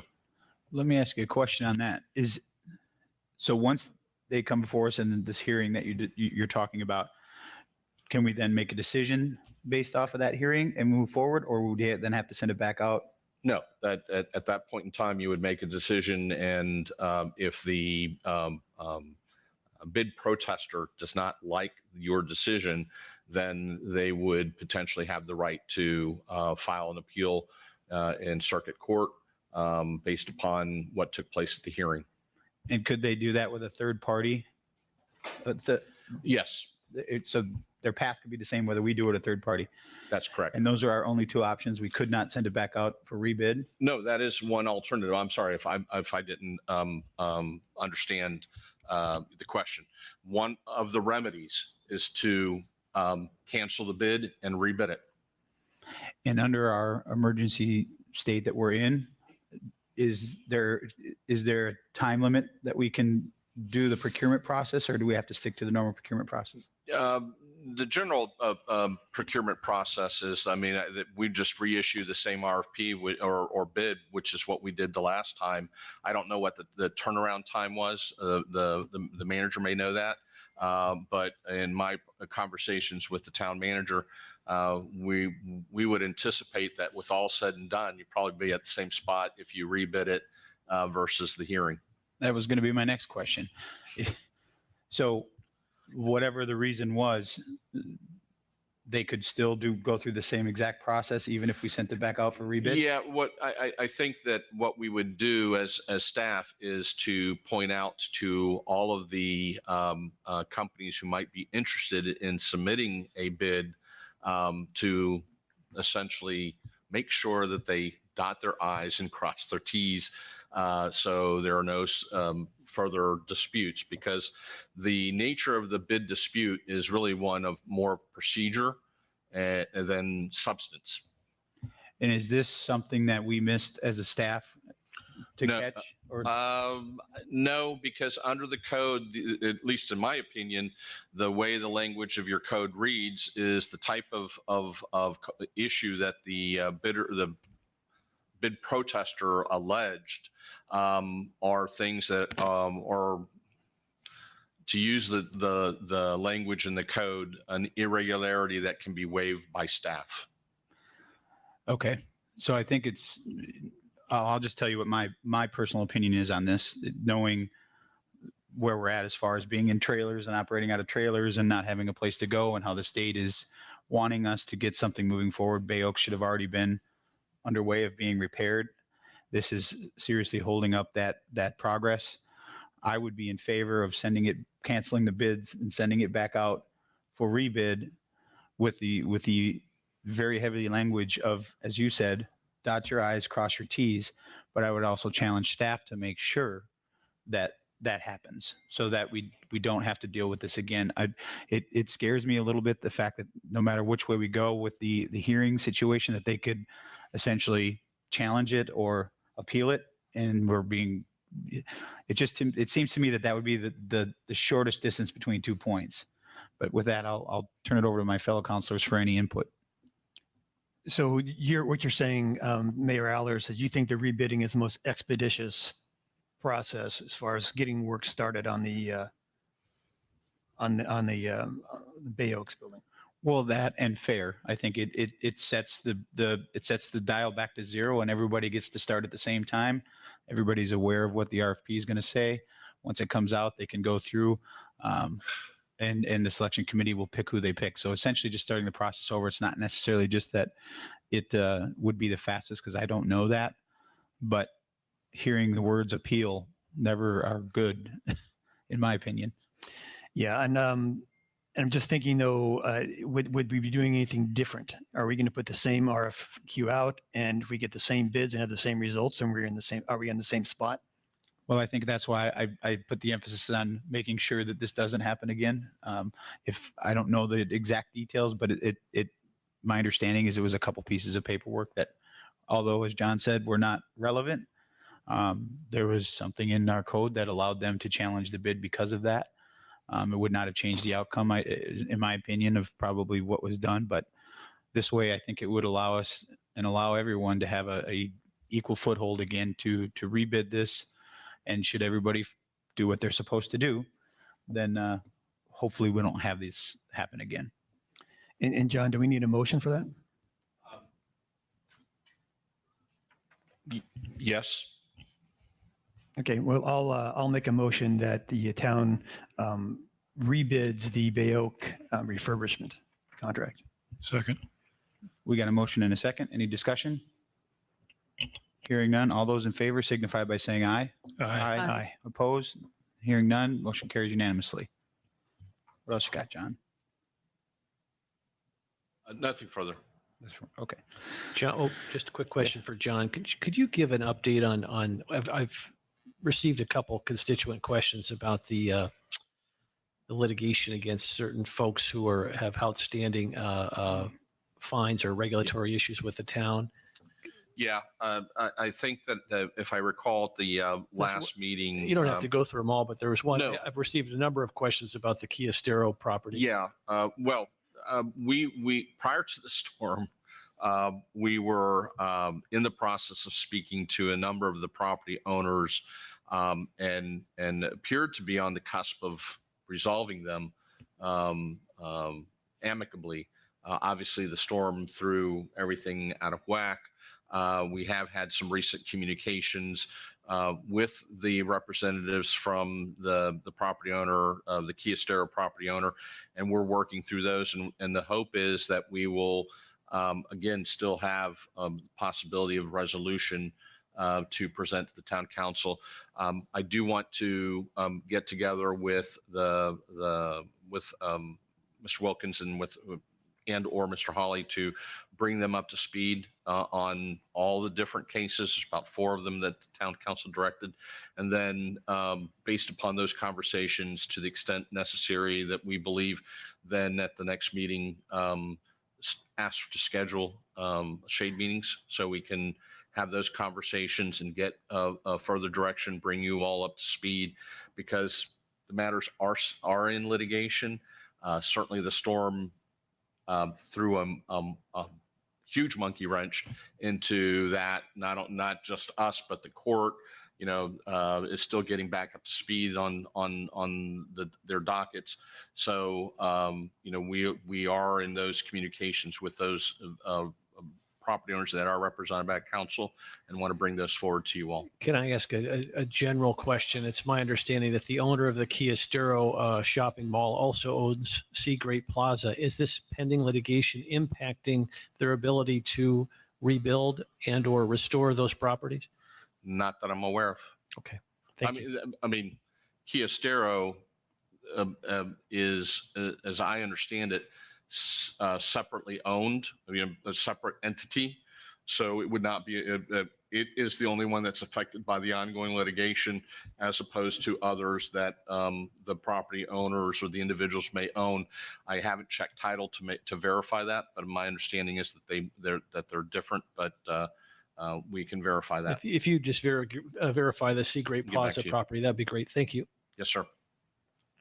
And last but not least, I'm here to help you all. It's my job to help you all accomplish what you want to achieve for this community. Whether it's the redevelopment and the rebuild of Fort Myers Beach, I'm here. I'm available. I've said that to all of you repeatedly. Give an example. This weekend, I received communications from the mayor that I responded to. I received communications over the weekend from Councilmember Veach, to which I responded to and talked to him about. Same with the mayor. I'm available literally 24/7, whether I'm here or I'm 100 miles away. If there's an issue or there's a concern, the only way that I can address it is if people talk to me. I will make myself available to each and every one of you at your convenience. All right. Thank you, John. Any other questions for the town attorney? Hearing none, we'll move on to council members' items and report. Vice Mayor Adderholt. I do have a few things. Mr. Town Manager, if my condo board just received or is started a colloquy with respect to the easement request from the town for beach renourishment. And I don't know, John, if yours has had that discussion yet, but I think it might be helpful at some point during one of our council meetings if Chad and our engineer, Mike Poff, could come and just kind of give us an update as to where we are on this easement process and explain the easement process once again, particularly post Ian. The engineer that the town has hired is excellent. And I think that the combination of those two, briefing the town, particularly with these easements out there pending, there's been some confusion about them in the past. There's been some challenges in the past, and it's so important to our future. It'd be great to have that combination present again at the council, so people who are in both homes and condos and commercial properties, they can have a better sense as to what the issues are with respect to the easement and what the pros and cons are. I think that'd be great. And also, and I don't expect you to know this off the top of your head, but the mooring field, now that I'm on the mooring field advisory committee, which hasn't reconstituted yet, do you just have a thumbnail sketch update on the mooring field as to when that might be open again? If I had a memory, I would. It was just, we just talked about that the end of last week. So I can get you that update. That's fine. I am much fresher on the FEMA berm and the coastal engineering behind that. But, and you're right, that does need good information out to the public, and our engineer's great. And I was even going to ask Mr. Perry a couple of questions about that at the time, but I'll cover that outside this meeting. But anyway, good point, and I'll get you the information on the mooring field. That's great. Thank you. I'll say one thing. I did have a conversation just a couple of days ago, and one of the problems with I guess opening the mooring field is that we don't have any upland facilities. And so the conversation was that they would need to get someone out to look at all the mooring balls, and the first phase might just be to offer those for storage, not for liveaboards. And so we don't have any showers, restrooms, any of that. Yeah, that's good information. I wasn't being critical, just more informational because people ask about it. I certainly understand the challenges involved, but thank you for that. Couple things now. This is sort of a opportunity to speak to our colleagues. So I'm going to pose a couple questions to my colleagues here. We'll start with this one. It's been brought to my attention by a number of our residents that this concept, when you decide to get your own appraisal of your property, because the county's appraisal you don't believe is on spot on, and you go and get an appraisal from a licensed appraiser, and your appraisal differs more than 35% than what the county has put forth publicly, you're required to get a second appraisal. And this, as I understand, John, help me on this. I don't expect you to have this at the, right in front of you, but I understand this is a may provision in the town ordinance. And I'm wondering from my colleagues, do we really want to require a second appraisal from our residents right now who are already spending a lot of money trying to rebuild? And we've said to everyone on this island that you have to have a structural engineer's report, one, and that structural engineers put their license on the line to certify that property. We've required them to have an electrician certify that that property is able to take electricity safely. We've only required one because that electrician's license is on the line. But yet on the appraiser, a private appraiser dynamic, we're requiring two, and at tremendous cost and time to our residents. And I was wondering if we could get a consensus here. I don't want to put everybody on the spot. Certainly, I'm glad. Well, we had our permitting staff here a minute ago, but I'm curious if everybody's comfortable interpreting that as a one appraisal would be more than enough. And if not, let's talk about it. And I would also defer to our town attorney how we would appropriately direct staff and or the town manager to proceed with that, or do we need some sort of a formal ordinance or something to that effect? I really can't speak for the permitting staff, but I believe I'm going to make an educated guess that the language may that in the sense that town staff could require a property owner to provide a second appraisal as if there was a determination by staff that the original appraisal was so deficient that it warranted a second appraisal to verify the first work product. I believe that's how that provision is intended to apply and does get applied. To the best of my knowledge, I don't believe that staff is saying to anyone at this point in time that they have to provide a second appraisal. But if it's the direction of this town council that that provision that may not be invoked, then we'll handle that at the administrative level. And John, there may be, I don't know, the folks that I have encountered are working under the premise that the town automatically is requiring a second appraisal.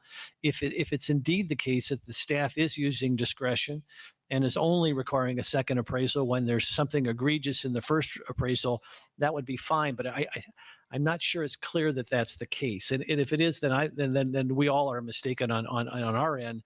But I think, Mr. Town Manager, if that could be clarified, because right now people think in this town that they're required to have a second appraisal if it's beyond that 35%. If it's at the discretion of the staff and they can show to the resident that they've got cause or concern about that first appraisal, I can understand that. But if they're just automatically requiring a second one, that seems burdensome and onerous to our residents, I think. I'm not an expert on this, but it's certainly, when it was brought to my attention, it seemed to make good sense to at least take a good look at that. I'll follow up with you on that. That'd be great. Thank you. I also wanted to ask my colleagues,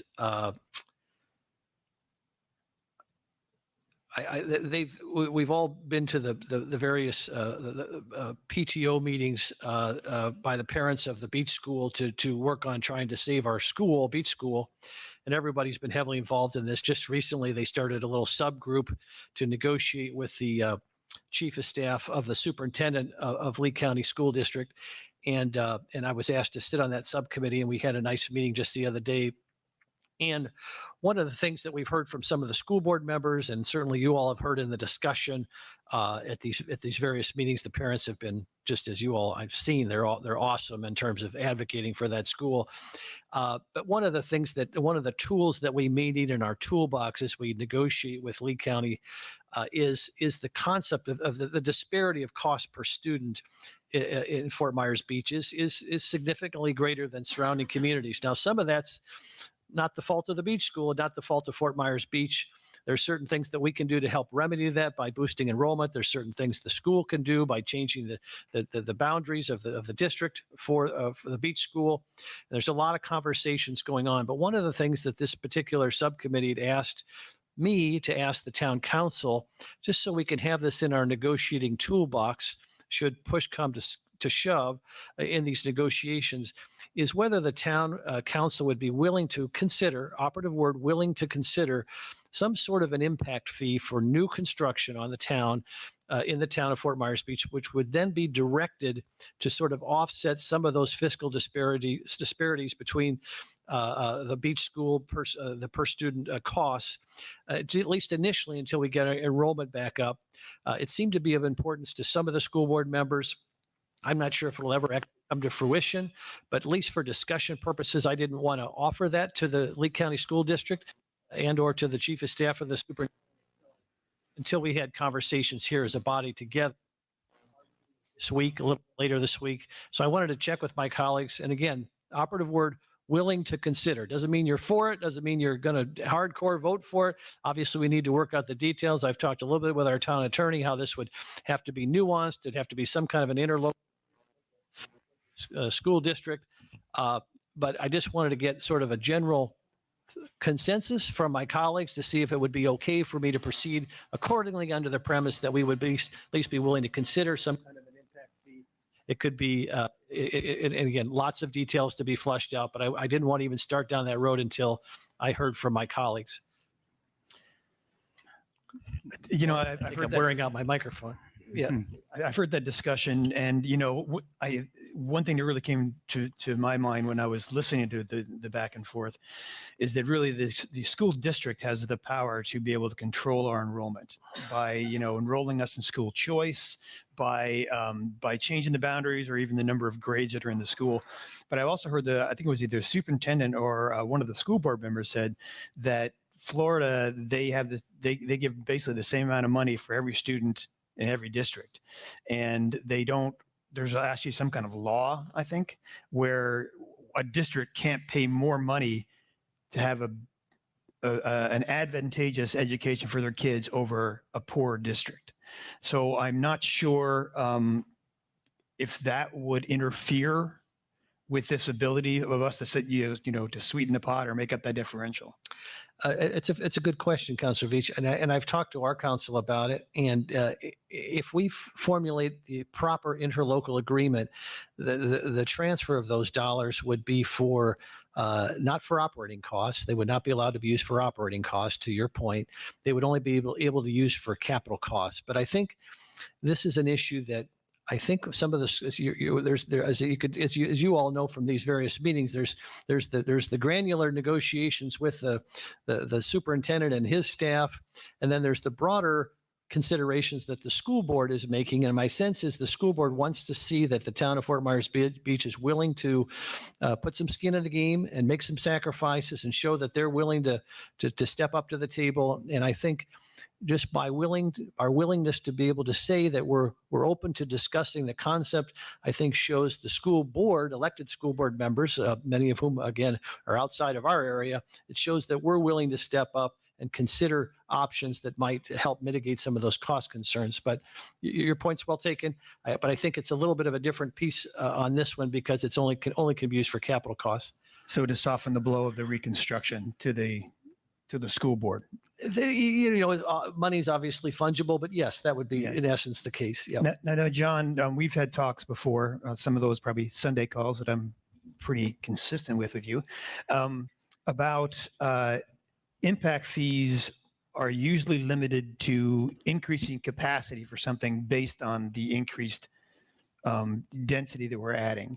Now, would an impact fee just be for something that's built back bigger than it was, or if someone's replacing a building with another building, would that also be allowable target for an impact fee? There is a window where you can do that. It is allowed for replacement. It's creating a new impact. There is I don't want to say significant, but a big nuance here with the school board, because for all intents and purposes, as I understand under state law, all we would be doing, frankly, is being the collecting agency for that impact fee, for it to be then transferred to the school board for the school board to use in accordance with state law. There are limitations, and that essentially what would end up what would have to occur as part of this process is for the town and for the school board to enter into an interlocal agreement to provide for that pass through and then that expenditure back into the town, because as to the extent that particularly the newer board members may not know this, all impact fees have a geographic limitation. It has to be spent in the area where it's collected. And so that would be the idea here, is to direct those monies back into the Fort Myers Beach area. But those nuances in that and those issues would have to be identified and dealt with in that interlocal agreement as to what would qualify under state law and the school board's program for collection of impact fees. I would just say, just by way of background too, John, you work around the state, you could attest to this. It's my understanding that the town of Fort Myers Beach has minimal to no impact fees. And if you juxtapose that next to something like Collier County, they have significant impact fees on a wide variety of bases. Again, I'm not trying to open Pandora's box here. This would be specifically just to kind of get us out of this tough spot with a school. And again, it wouldn't even be imminent. It would just be our willingness to consider and be open to the concept of an impact fee to help the school. Well, I will say this is a discussion that I think quite certainly should end up on an M&P meeting. I take a little pause when I hear having skin in the game. Anybody that looks at their trim notice knows exactly how much you have in the game of the school board. Over $20 million that gets invested into the school board, which is more than you pay to the town of Fort Myers Beach as a resident. So to have skin in the game, I would say we've certainly done that. With that being said, I'm 100% behind that school being here. I've been very vocal about it, as well as my fellow counselors, and we will do what we have to do. But we also have a responsibility to our residents to make sure that we're not imposing a tax on an already taxed community that is trying to rebuild their lives. I think there's a creative way to do this. I think between the work that you're doing on that committee with them, I think you can maybe at the next M&P meeting, you could bring this back and offer some more than just one solution to offsetting some of these costs. I also would like to hear a little bit more before I can make a decision from I haven't heard definitively that the county is willing to expand their borders. So they're asking us to put skin in the game, but yet I haven't heard for sure yet that they're willing to do it. So I think if we can bring this back at the next M&P meeting and have that discussion. Happy to bring it back, Mr. Mayor, but please, I'm not trying to be coy here, but please remember what I said. It's willing to consider. Right. I'm not asking anyone definitively here today to say we're for this, we're against it. I'm saying to my four colleagues here, would you be willing to consider it? Obviously, you're hearing me today, so clearly that's indicative that you're willing. You haven't thrown me out of the room yet, so at least you're willing to consider it. I just think from a negotiating standpoint, to be able to say that, particularly to a couple of the school board members, might be helpful for our negotiating position as we try to get the votes necessary. And again, operative word for the record, in defense of all my colleagues here, be willing to consider. That's all my only ask at this point. Yeah, I think you've gotten that. And can we add this to the M&P meeting at the 1st of February, or our first meeting in February? So does that? Can I take that as that we're willing, since we're adding it to the M&P meeting, we're willing to consider it? Well, I'm certainly willing to consider that and other options. Yes. Fair enough. Is that fair with everybody else? It's fair with me. Thank you. All right. I'm not trying to be coy here, but I think it helps. I get where you're going. Okay. And I think there's lots of other options. I like the broader. Oh, of course. There's a lot of venue other options. M&P to talk about, housing and the other things that really play into our student body at the school. Lots of options. And again, I'm not defending the need for this. I just think it's another tool in our negotiating toolbox that could be helpful. Lastly, and I mean this only in the kindest and loving way, we're still having some challenges getting a timeline for the only pharmacy on our island to open at the CVS. And over the weekend, I wrote a letter to the corporate folks at CVS, as well as to the owner of the land and also the building. It's the same entity. And again, in a very kind and loving way, urge them to come up with a timeline and to and make that public for us, because although they have no legal obligation to do that, I do believe it's the only pharmacy on our island and is a business that's beloved on the island. And it's also an essential service. And I say that in the sense that many people, and we have and had an excellent pharmacist in our CVS store, Allie, who everybody who goes there knows. She's tough, but tremendously competent and loving. The point is that I think people treat their pharmacy almost like a doctor, pharmacy and pharmacist, and to have a pharmacy on the island, particularly with our disproportionate number of seniors, is really important in terms of an essential service. I see the public's extremely active. Obviously, they may own their land. It may be a different dynamic, but there really isn't a reason why we don't have a timeline as to when CVS is going to become active. And I guess I say all this because my hope would be is to see if my colleagues would be willing to consider on Tuesday, February 6th, which is our next town meeting, which is at 9:00. I was wondering to see if we could have unanimity for the rest. I'm not trying to put you on the spot here, but I sort of am. If we would all be able to join us at a press conference and / rally of love and encouragement to our friends at CVS at the CVS at 1:00 on the 6th, and see if we could get a good group of people out there, see if some of our citizens wanted to come out. And again, the purpose of this isn't to embarrass or hurt or damage or challenge. It's to express appreciation for how important a pharmacy is on our island. We tried to, I think Councilor Allers was on, and Councilor Veach both. We tried to encourage Publix to add a pharmacy as opposed to a liquor store a while back ago, and it really wasn't, in fairness to Publix, that really wasn't part of their business model at the time. But CVS is a pharmacy and provides a lot of other services as well. But I'm just curious, are people comfortable with that, and are they available? Again, I promise this would be done in the most positive way, just to show our friends at CVS that we care and that we're interested, and we would just want to show how much that facility is loved by the island.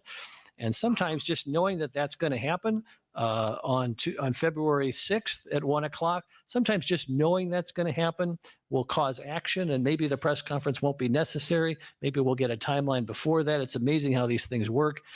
So just wanted to see if that would be something of interest to my colleagues here. A couple questions, Jim. Now, first is, because I understand the complexities that everybody's going through. I mean, we haven't managed to reopen Bay Oaks, right? The building for other uses.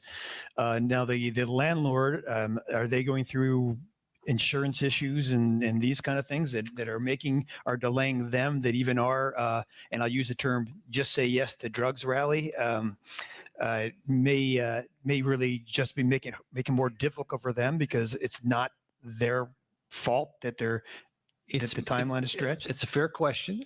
In my correspondence with the attorney for the owner of the land in the building, they are in conversations and negotiations with CVS for a 5-year extension. So clearly there's an interest. And I was on a Zoom call with the corporate folks from CVS, and they have committed that they are going to at some point come back to our island. And so it seems like they're in negotiations, and I don't know if those negotiations are stalled. It's difficult to get any kind of a definitive answer or timeline. And again, all I'm asking for is some kind of a timeline and some sort of sense of urgency from both parties to let us to sort of send a message to the island, who have been great customers of CVS and will continue to be, that they've got a sense of urgency about proceeding forward. And I just don't think we've received that yet. I think you could make a separate argument, and maybe it's a whole different dynamic. I haven't explored it yet, but with respect to the gas stations on the island, I think pharmacy is even a little more sensitive because we've got seniors who have, again, a relationship with that pharmacist, and it's a real hardship to be traveling all over Southwest Florida to try to find your medications and find a pharmacist you're comfortable with. When there's one, by the way, our pharmacist, Allie, is over at Pelican Landing temporarily. Would love to come back. I'm not trying to bring her involved in this because she's wonderful. I don't want to get her in any trouble. But at the same time, it just seems like the public pressure has an amazing, especially if it's done in a respectful and positive way, has an amazing impact on corporate America in terms of trying to get their attention and get them to prioritize this. The last meeting I was able to ask one of the general counsel for the emergency management folks to see if the governor would be willing to call the CEO of CVS.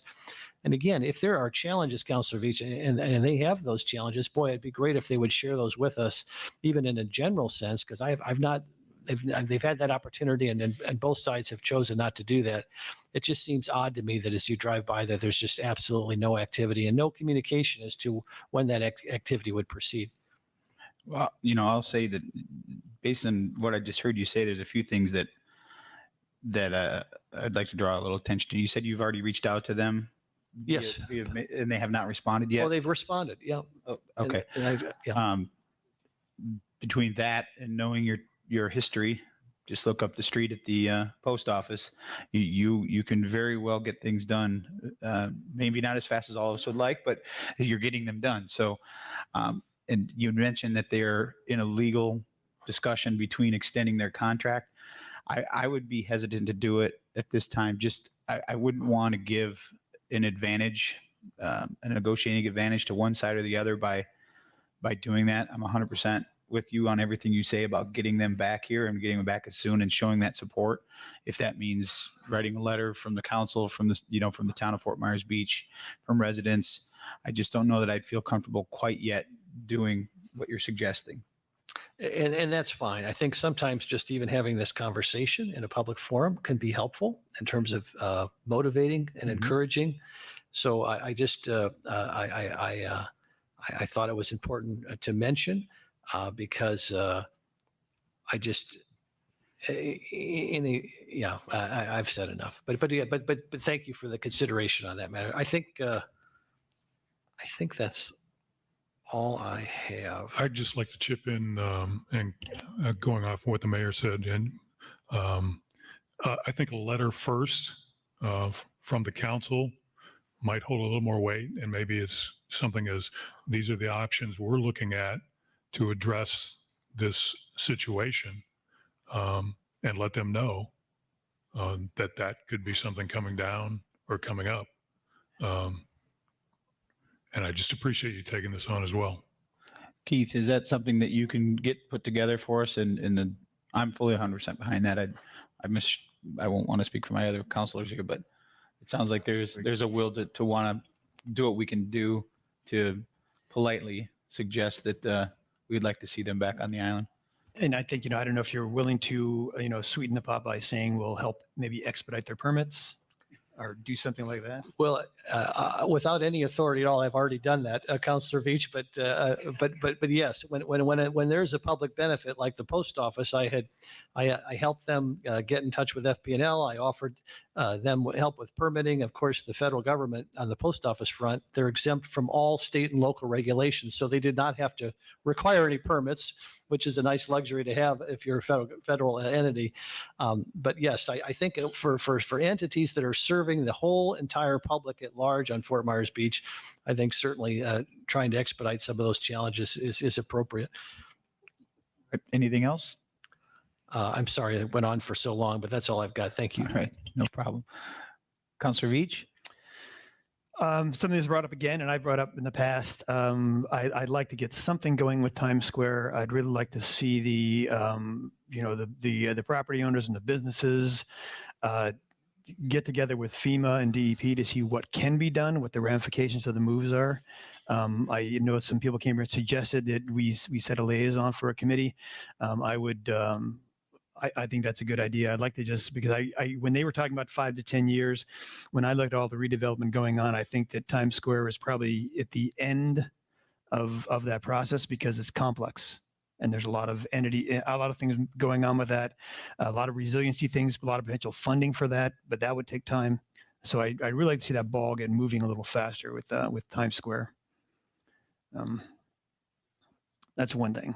The other thing is there's been a lot of talks about density, and maybe we can put this on an M&P and talk about it. That I mean, I've heard people wanting more density. Everything from people have a single family home that want to rebuild a duplex, to developers that want twice the density, to this proposal that was put forth to the LPA at the end of that 7.5-hour meeting, where it seems to be that extra density is being thrown around a lot without any kind of bracketing around it. And the conversation that we still only have 1 2-lane road is still to me the driver point to that. So I would like to have a frank talk about density, maybe at an M&P, so we can get everyone's opinion about when additional density is warranted and what kind of level, if there's any kind of consensus for that. I think it's a very important conversation to have. I strongly support that. Okay, another little thing that came up, that, you know, my garage still standing has a metal roof. 2 doors down, there's a couple houses with the concrete tile roofs. And the difference after the hurricane is pretty phenomenal. Neither of them were exposed to water. Both of them were in the wind. And my neighbor's property between my house and that house with the tile roofs is littered with these concrete tiles. So I don't know if we want to maybe mandate or somehow encourage people to put metal roofs on their houses just from a resiliency standpoint when we build back. And I don't know how you encourage without mandating that, but if that's something that there's consensus for having a conversation about for future M&P. I think it'd be something that you would maybe want to send to the LPA and let them kind of work on that first, and then bring recommendations. But I understand your point. And someone that was in a house that had ceramic tiles on it during the storm, the eerie sound of those crashing on the pavement right outside your window is something that I'll probably never forget. So, and they are concrete. They're loud. They're missiles. That's for sure. Yeah. Okay, and I have just a couple more things here. The other thing that building back, I know this is actually in the comp plan, is that, and we're talking about corner lot zoning, is that when a property is on a beach access, the comp plan has us encouraging the egress to go off of Estero to the beach access. Now, we've already gone through and done a lot of cutouts on Estero. So again, just a conversation, and I'm not really set one way or the other on this, about is the council interested in trying to encourage people to take their accesses off of Estero and onto the beach accesses. The plus side of it is traffic, less interference with traffic on Estero. The downside is you could lose some parking spots if people start going onto those beach accesses. So it's an interesting conversation, I think, that I'd just be interested to hear the rest of council has things. I think that's a great conversation to have from a traffic standpoint. I think it could have an impact, and it may depend on almost in a case by case situation, but I think a great conversation to have. Okay, so there's consensus maybe to have that in M&P. And one last thing that was, I went to a conference, and as part of the conference, some of the people from the FGC Water School, they did a LIDAR survey of the beach. They did one before and after the hurricane. And the LIDAR is like a radar, but it uses light, which has a much smaller wavelength, so you get much more detail out of it. And they mapped the beach and the scouring. And it was really interesting that the scouring happens along any kind of obstruction like a seawall. And also, even a path through vegetation, the scour tends to be in that path. And I've seen that in my house and some other houses. So just as a little bit of kind of information, I found it fascinating that, you know, what we do with dune vegetation, what we do with seawalls, what we do with our structures do have an effect with scour after a hurricane. And the scour happens when the water retreats, not when it's coming on. And that's it. All right. Thank you, Councilor Woodson. I just want to go back to, we had in the last M&P meeting a discussion about the licensing and fees for short-term rentals and the licensing for the PAL and PWVL. And if I recall, Attorney Herron said that whatever is in place right now would continue to be in place but I don't know that where we ended up with that, nor do I know what kind of announcement was made to The ordinance. people that were questioning this, about renewals of short-term rentals and that type of thing. Ordinance on resolution approving the fee schedule. Because I'm still getting questions on it. So that's why I don't think we were very clear, or the communication wasn't very clear. And for clarification on your point from me, so like in particular, the jet ski rentals, they need to show they have a business to get an SBA loan, and they need to have the license to be able to show they have a business. And for So their insurance. Right. So there's some real, even though they may not be ready to open now, they need to get that clarified as soon as possible. Exactly. The conversation that took place was that at the next meeting, the second reading of the ordinance that would allow the city to adopt or modify all the fee schedules by resolution will be on. It has already been advertised. It will be on. And then as soon as that ordinance is adopted, then you all can take up any discussion you all want regarding the actual fee schedule. What we're talking about here is not necessarily the fee schedule. It's in the people who need to have a license renewed in order to continue with their recovery. In that regard, the conversation was is that we would apply it. Nothing's changed. We're not as staff necessarily denying. I think that the issue is submitting all the required materials, and I don't know, to be honest with you, a particular business, whatever it might be that they're engaging in, that is having an issue with regard to that. Honestly, but I think my comment was that we're not doing anything different. But I think it has to do with the date. And correct me if I'm wrong, are the licenses on a calendar year? Not on a calendar year. And in fact, if I remember correctly, the short-term rental is on. They're cattywampus. They're not. They become due and payable at different times of year, depending upon what type of license it is that you need. And I, unfortunately, off the top of my head, I do not know one that is due for short-term rentals and for PVLs. I don't know either date off the top of my head, but Short-term rentals I'm was December 99% 31st. sure it is not calendar-based. I thought they were like October. But can we just make sure with staff, John, that if someone, like for the jet ski people and the ones that need this license, that they can get their license renewed and then get their fees at least prorated until they can functionally get back to work? That's all. You got it. Councilor King?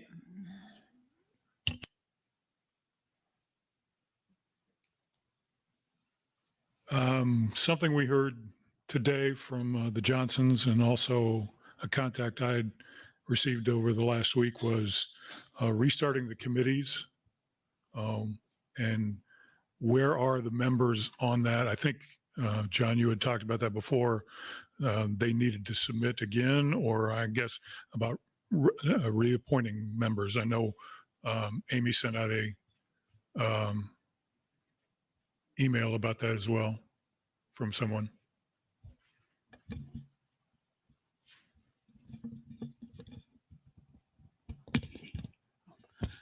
We did receive reappointment requests and new appointment requests. They were scheduled to go to the first October meeting, and Ian changed everyone's look at everything. So with council's direction, we can bring them back whenever you're ready. Can we bring it back to the first meeting in February?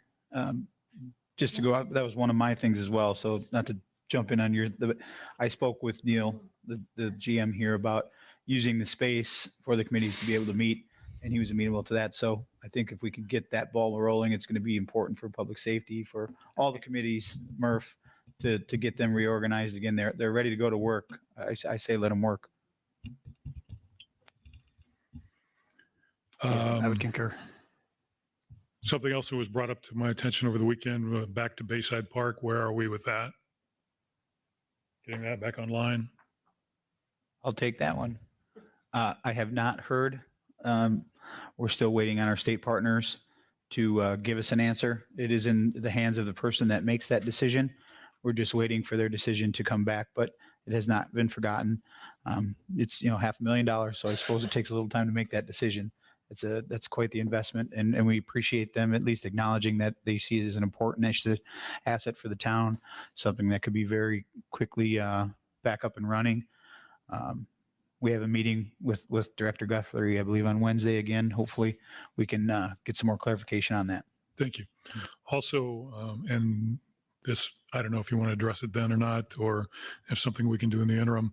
I remember when Director Guthrie was here and he talked about how the water canals were a very slow process to try and get that taken care of.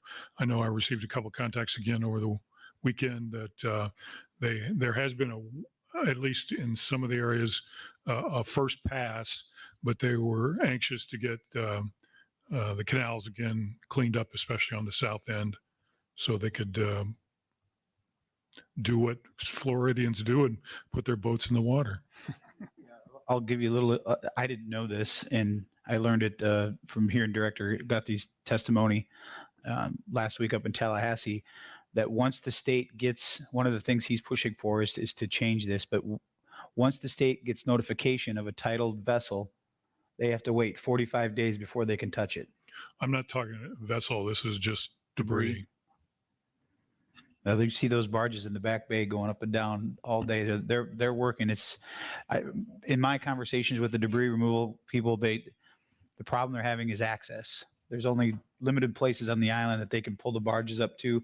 Right now, they're using this mosquito control board's property to be able to load the vessels up there. So if anybody has any property that's sitting empty and they want to let the state come in and haul debris out, because if they're hauling it all the way up north, so when they have to go all the way to the south end, it takes a long time to get up there to dump it off and come all the way back. I know there had been some discussions, and this is another item that I was going to bring up, but since you're on it, if you don't mind, I'll just throw it out there. Do you know, I guess, have we spoken to them at all about the town-owned properties? I think the one on Virginia that we had talked about a while back, that was Virginia towards the end, that the town owns as a right-of-way thing that's kind of in the middle of the island. There was a discussion back in the day about someone wanting to swap properties with it or something. I don't know if that could be a solution to get something mid-island to help get some of the debris loaded up and out of there. I don't know the status of that, but that would be helpful. And they are making multiple passes, just like the roadside debris. They're clearing canals now of debris with multiple passes using the mosquito control facility. If something was more conveniently located or logistically more direct, that would be helpful. I think that's a really good idea, Mayor, but I concern that it's not a very big lot compared to the mosquito abatement. Well, yeah, it's close. Yeah, it's, and I didn't know this until last weekend when I was speaking with them, that they don't get to take that debris to Bay Oaks or to Lover's Key. That has to go directly out to Waste Management. So those trucks have to go a long way. And that's even the stuff that comes out of, I didn't know this either, but even the stuff that comes out of Lover's Key can't go across the street into that pile. It has to go out to Waste Management. And that's just the way the contracts are set up. So they're hauling this debris a long way. Well, all the stuff from Bay Oaks doesn't go to Lover's Key. It goes. So our pile doesn't go into their pile. It goes on to Waste Management. Yeah. When I'm talking about those, when they pick it up, so they pick up the waterway debris, it has to go to a specific plant for processing because it has to be done differently. And that's neither of those two locations. So that has to go same as Lover's Key. It has to go a long way out before they can turn around and come back. So it definitely slows the process down. And I don't want to speak for Director Guthrie, but I'm guessing that's part of the reason why he says it takes a long time to be able to get the canals cleaned out. But back to you, John. Sorry. That's no fun. And lastly,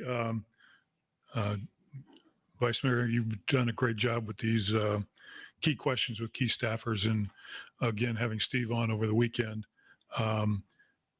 It seemed like it's almost a cumbersome process to locate the sand dollar on the Facebook or the homepage, the webpage, and then try to find the permits there. It didn't seem that cumbersome to me, but maybe just something as simple as putting a hot link on the front page of the town's website for permits and just click that instead of having to. We are looking at ways to make that more direct and simple. And I'm one that's challenged with finding anything on the internet. So I understand that. And we are looking at ways to simplify it. And we'll throw that one into the mix. Thanks. Thank you. Is that it? Yes, sir. All right. Most of mine have been covered, and out of the sake of time, I'll just have one that keeps coming up in emails. I don't know if my colleagues are getting the same emails, but it concerns water bills, which I'm sure Mr. Wilkins is tired of hearing about. But there seems to be an issue, and with John's guidance, there seems to be some issue with a reoccurring fee, even if there's no services, versus shutting it off, so that you don't get those services. And I'll let the town manager kind of give you what he told me. But for those that don't know, there's people that are still getting bills even though their house isn't there. And that could be, I was one, I got an outrageous bill, and like everyone else, I was a little upset and tried to figure it out. Come to find out, it was a pipe in our backyard that was busted somewhere that we didn't even know there was a pipe, and it was just oozing out 3/4 inch pipe of water for a month. So you can imagine that water bill. So other people are having the same issues, and the town staff is actually doing a really good job of trying to address it when they hear about it. But if you'll just kind of give us a quick little update as to what you replied back in that email. Sure. There's a lot of different variables there, and the town attorney and I have not finished. We're in the middle of discussions on that and hadn't completed anything yet. But this is actually also my direct experience with this, having had a house lost in a hurricane and bought another vacant lot from a house that was destroyed in the same hurricane, and holding on to that lot for 6 years before it was developed. We didn't pay a water fee or even a connection fee until we connected. As long as the lot was vacant with no plans for redevelopment, there was no service charge or continuing fee for that. But when you file to build and connect, then you start paying your fee again. So I would think it's with us here on the island, it's a matter of resuming service or not. And if you're disconnected, you're disconnected. And this is our risk, because we're going to lose revenue from this. But if you're disconnected, you're not paying a continuing fee. When you start redeveloping your property, then you would reconnect, you'd pay the reconnection fee, and you would then resume your monthly minimum payments. That's my experience. And if I could just ask, just by way of information, so just so folks realize this, when you look at your water bill, you do pay a base fee just for infrastructure, and that's apart from your water usage piece. But there's also a stormwater fee. So even though you may not have any water services on and are paying no base rate for your water fee, you still may be paying a stormwater fee. That's correct. And that's on your water bill. They are separate fees, though.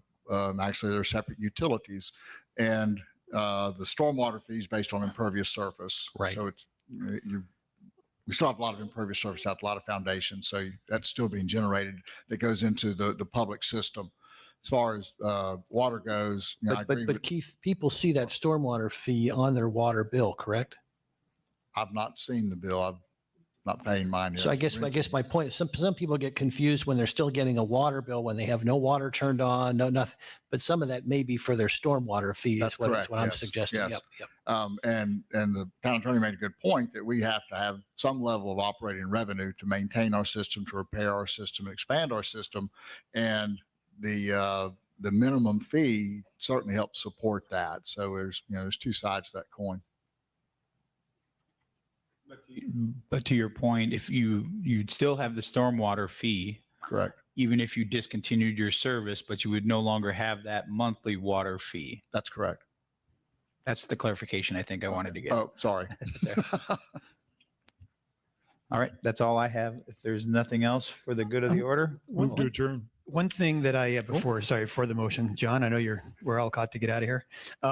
Is the and I don't see any of the planning and building guys here, but the non-conforming lots, these little cottages that are up north. One of my conversations was that the non-conformity was not primarily the setbacks, that there were issues that there was like a state regulation about how many houses you could serve off of an easement. And I would like to get that kind of clarified. I know that this is working the way through the OPA, but I want to make sure we're not going to fix something that's not really the primary problem. Yeah, I think to your point, I think Jason Green is aware of that. And you're right. There's so much density you can have within an acre. So he's aware of it. And I think he's working with the LPA to make recommendations to see what we can do. All right. All right. Now go, John. In a desire to get out and celebrate National King Day, I move for adjournment. We have a motion. Is there a second? I'll second. A motion and a second. All those in favor signify by saying aye. Aye. Opposed? Hearing none. Motion to adjourn is good.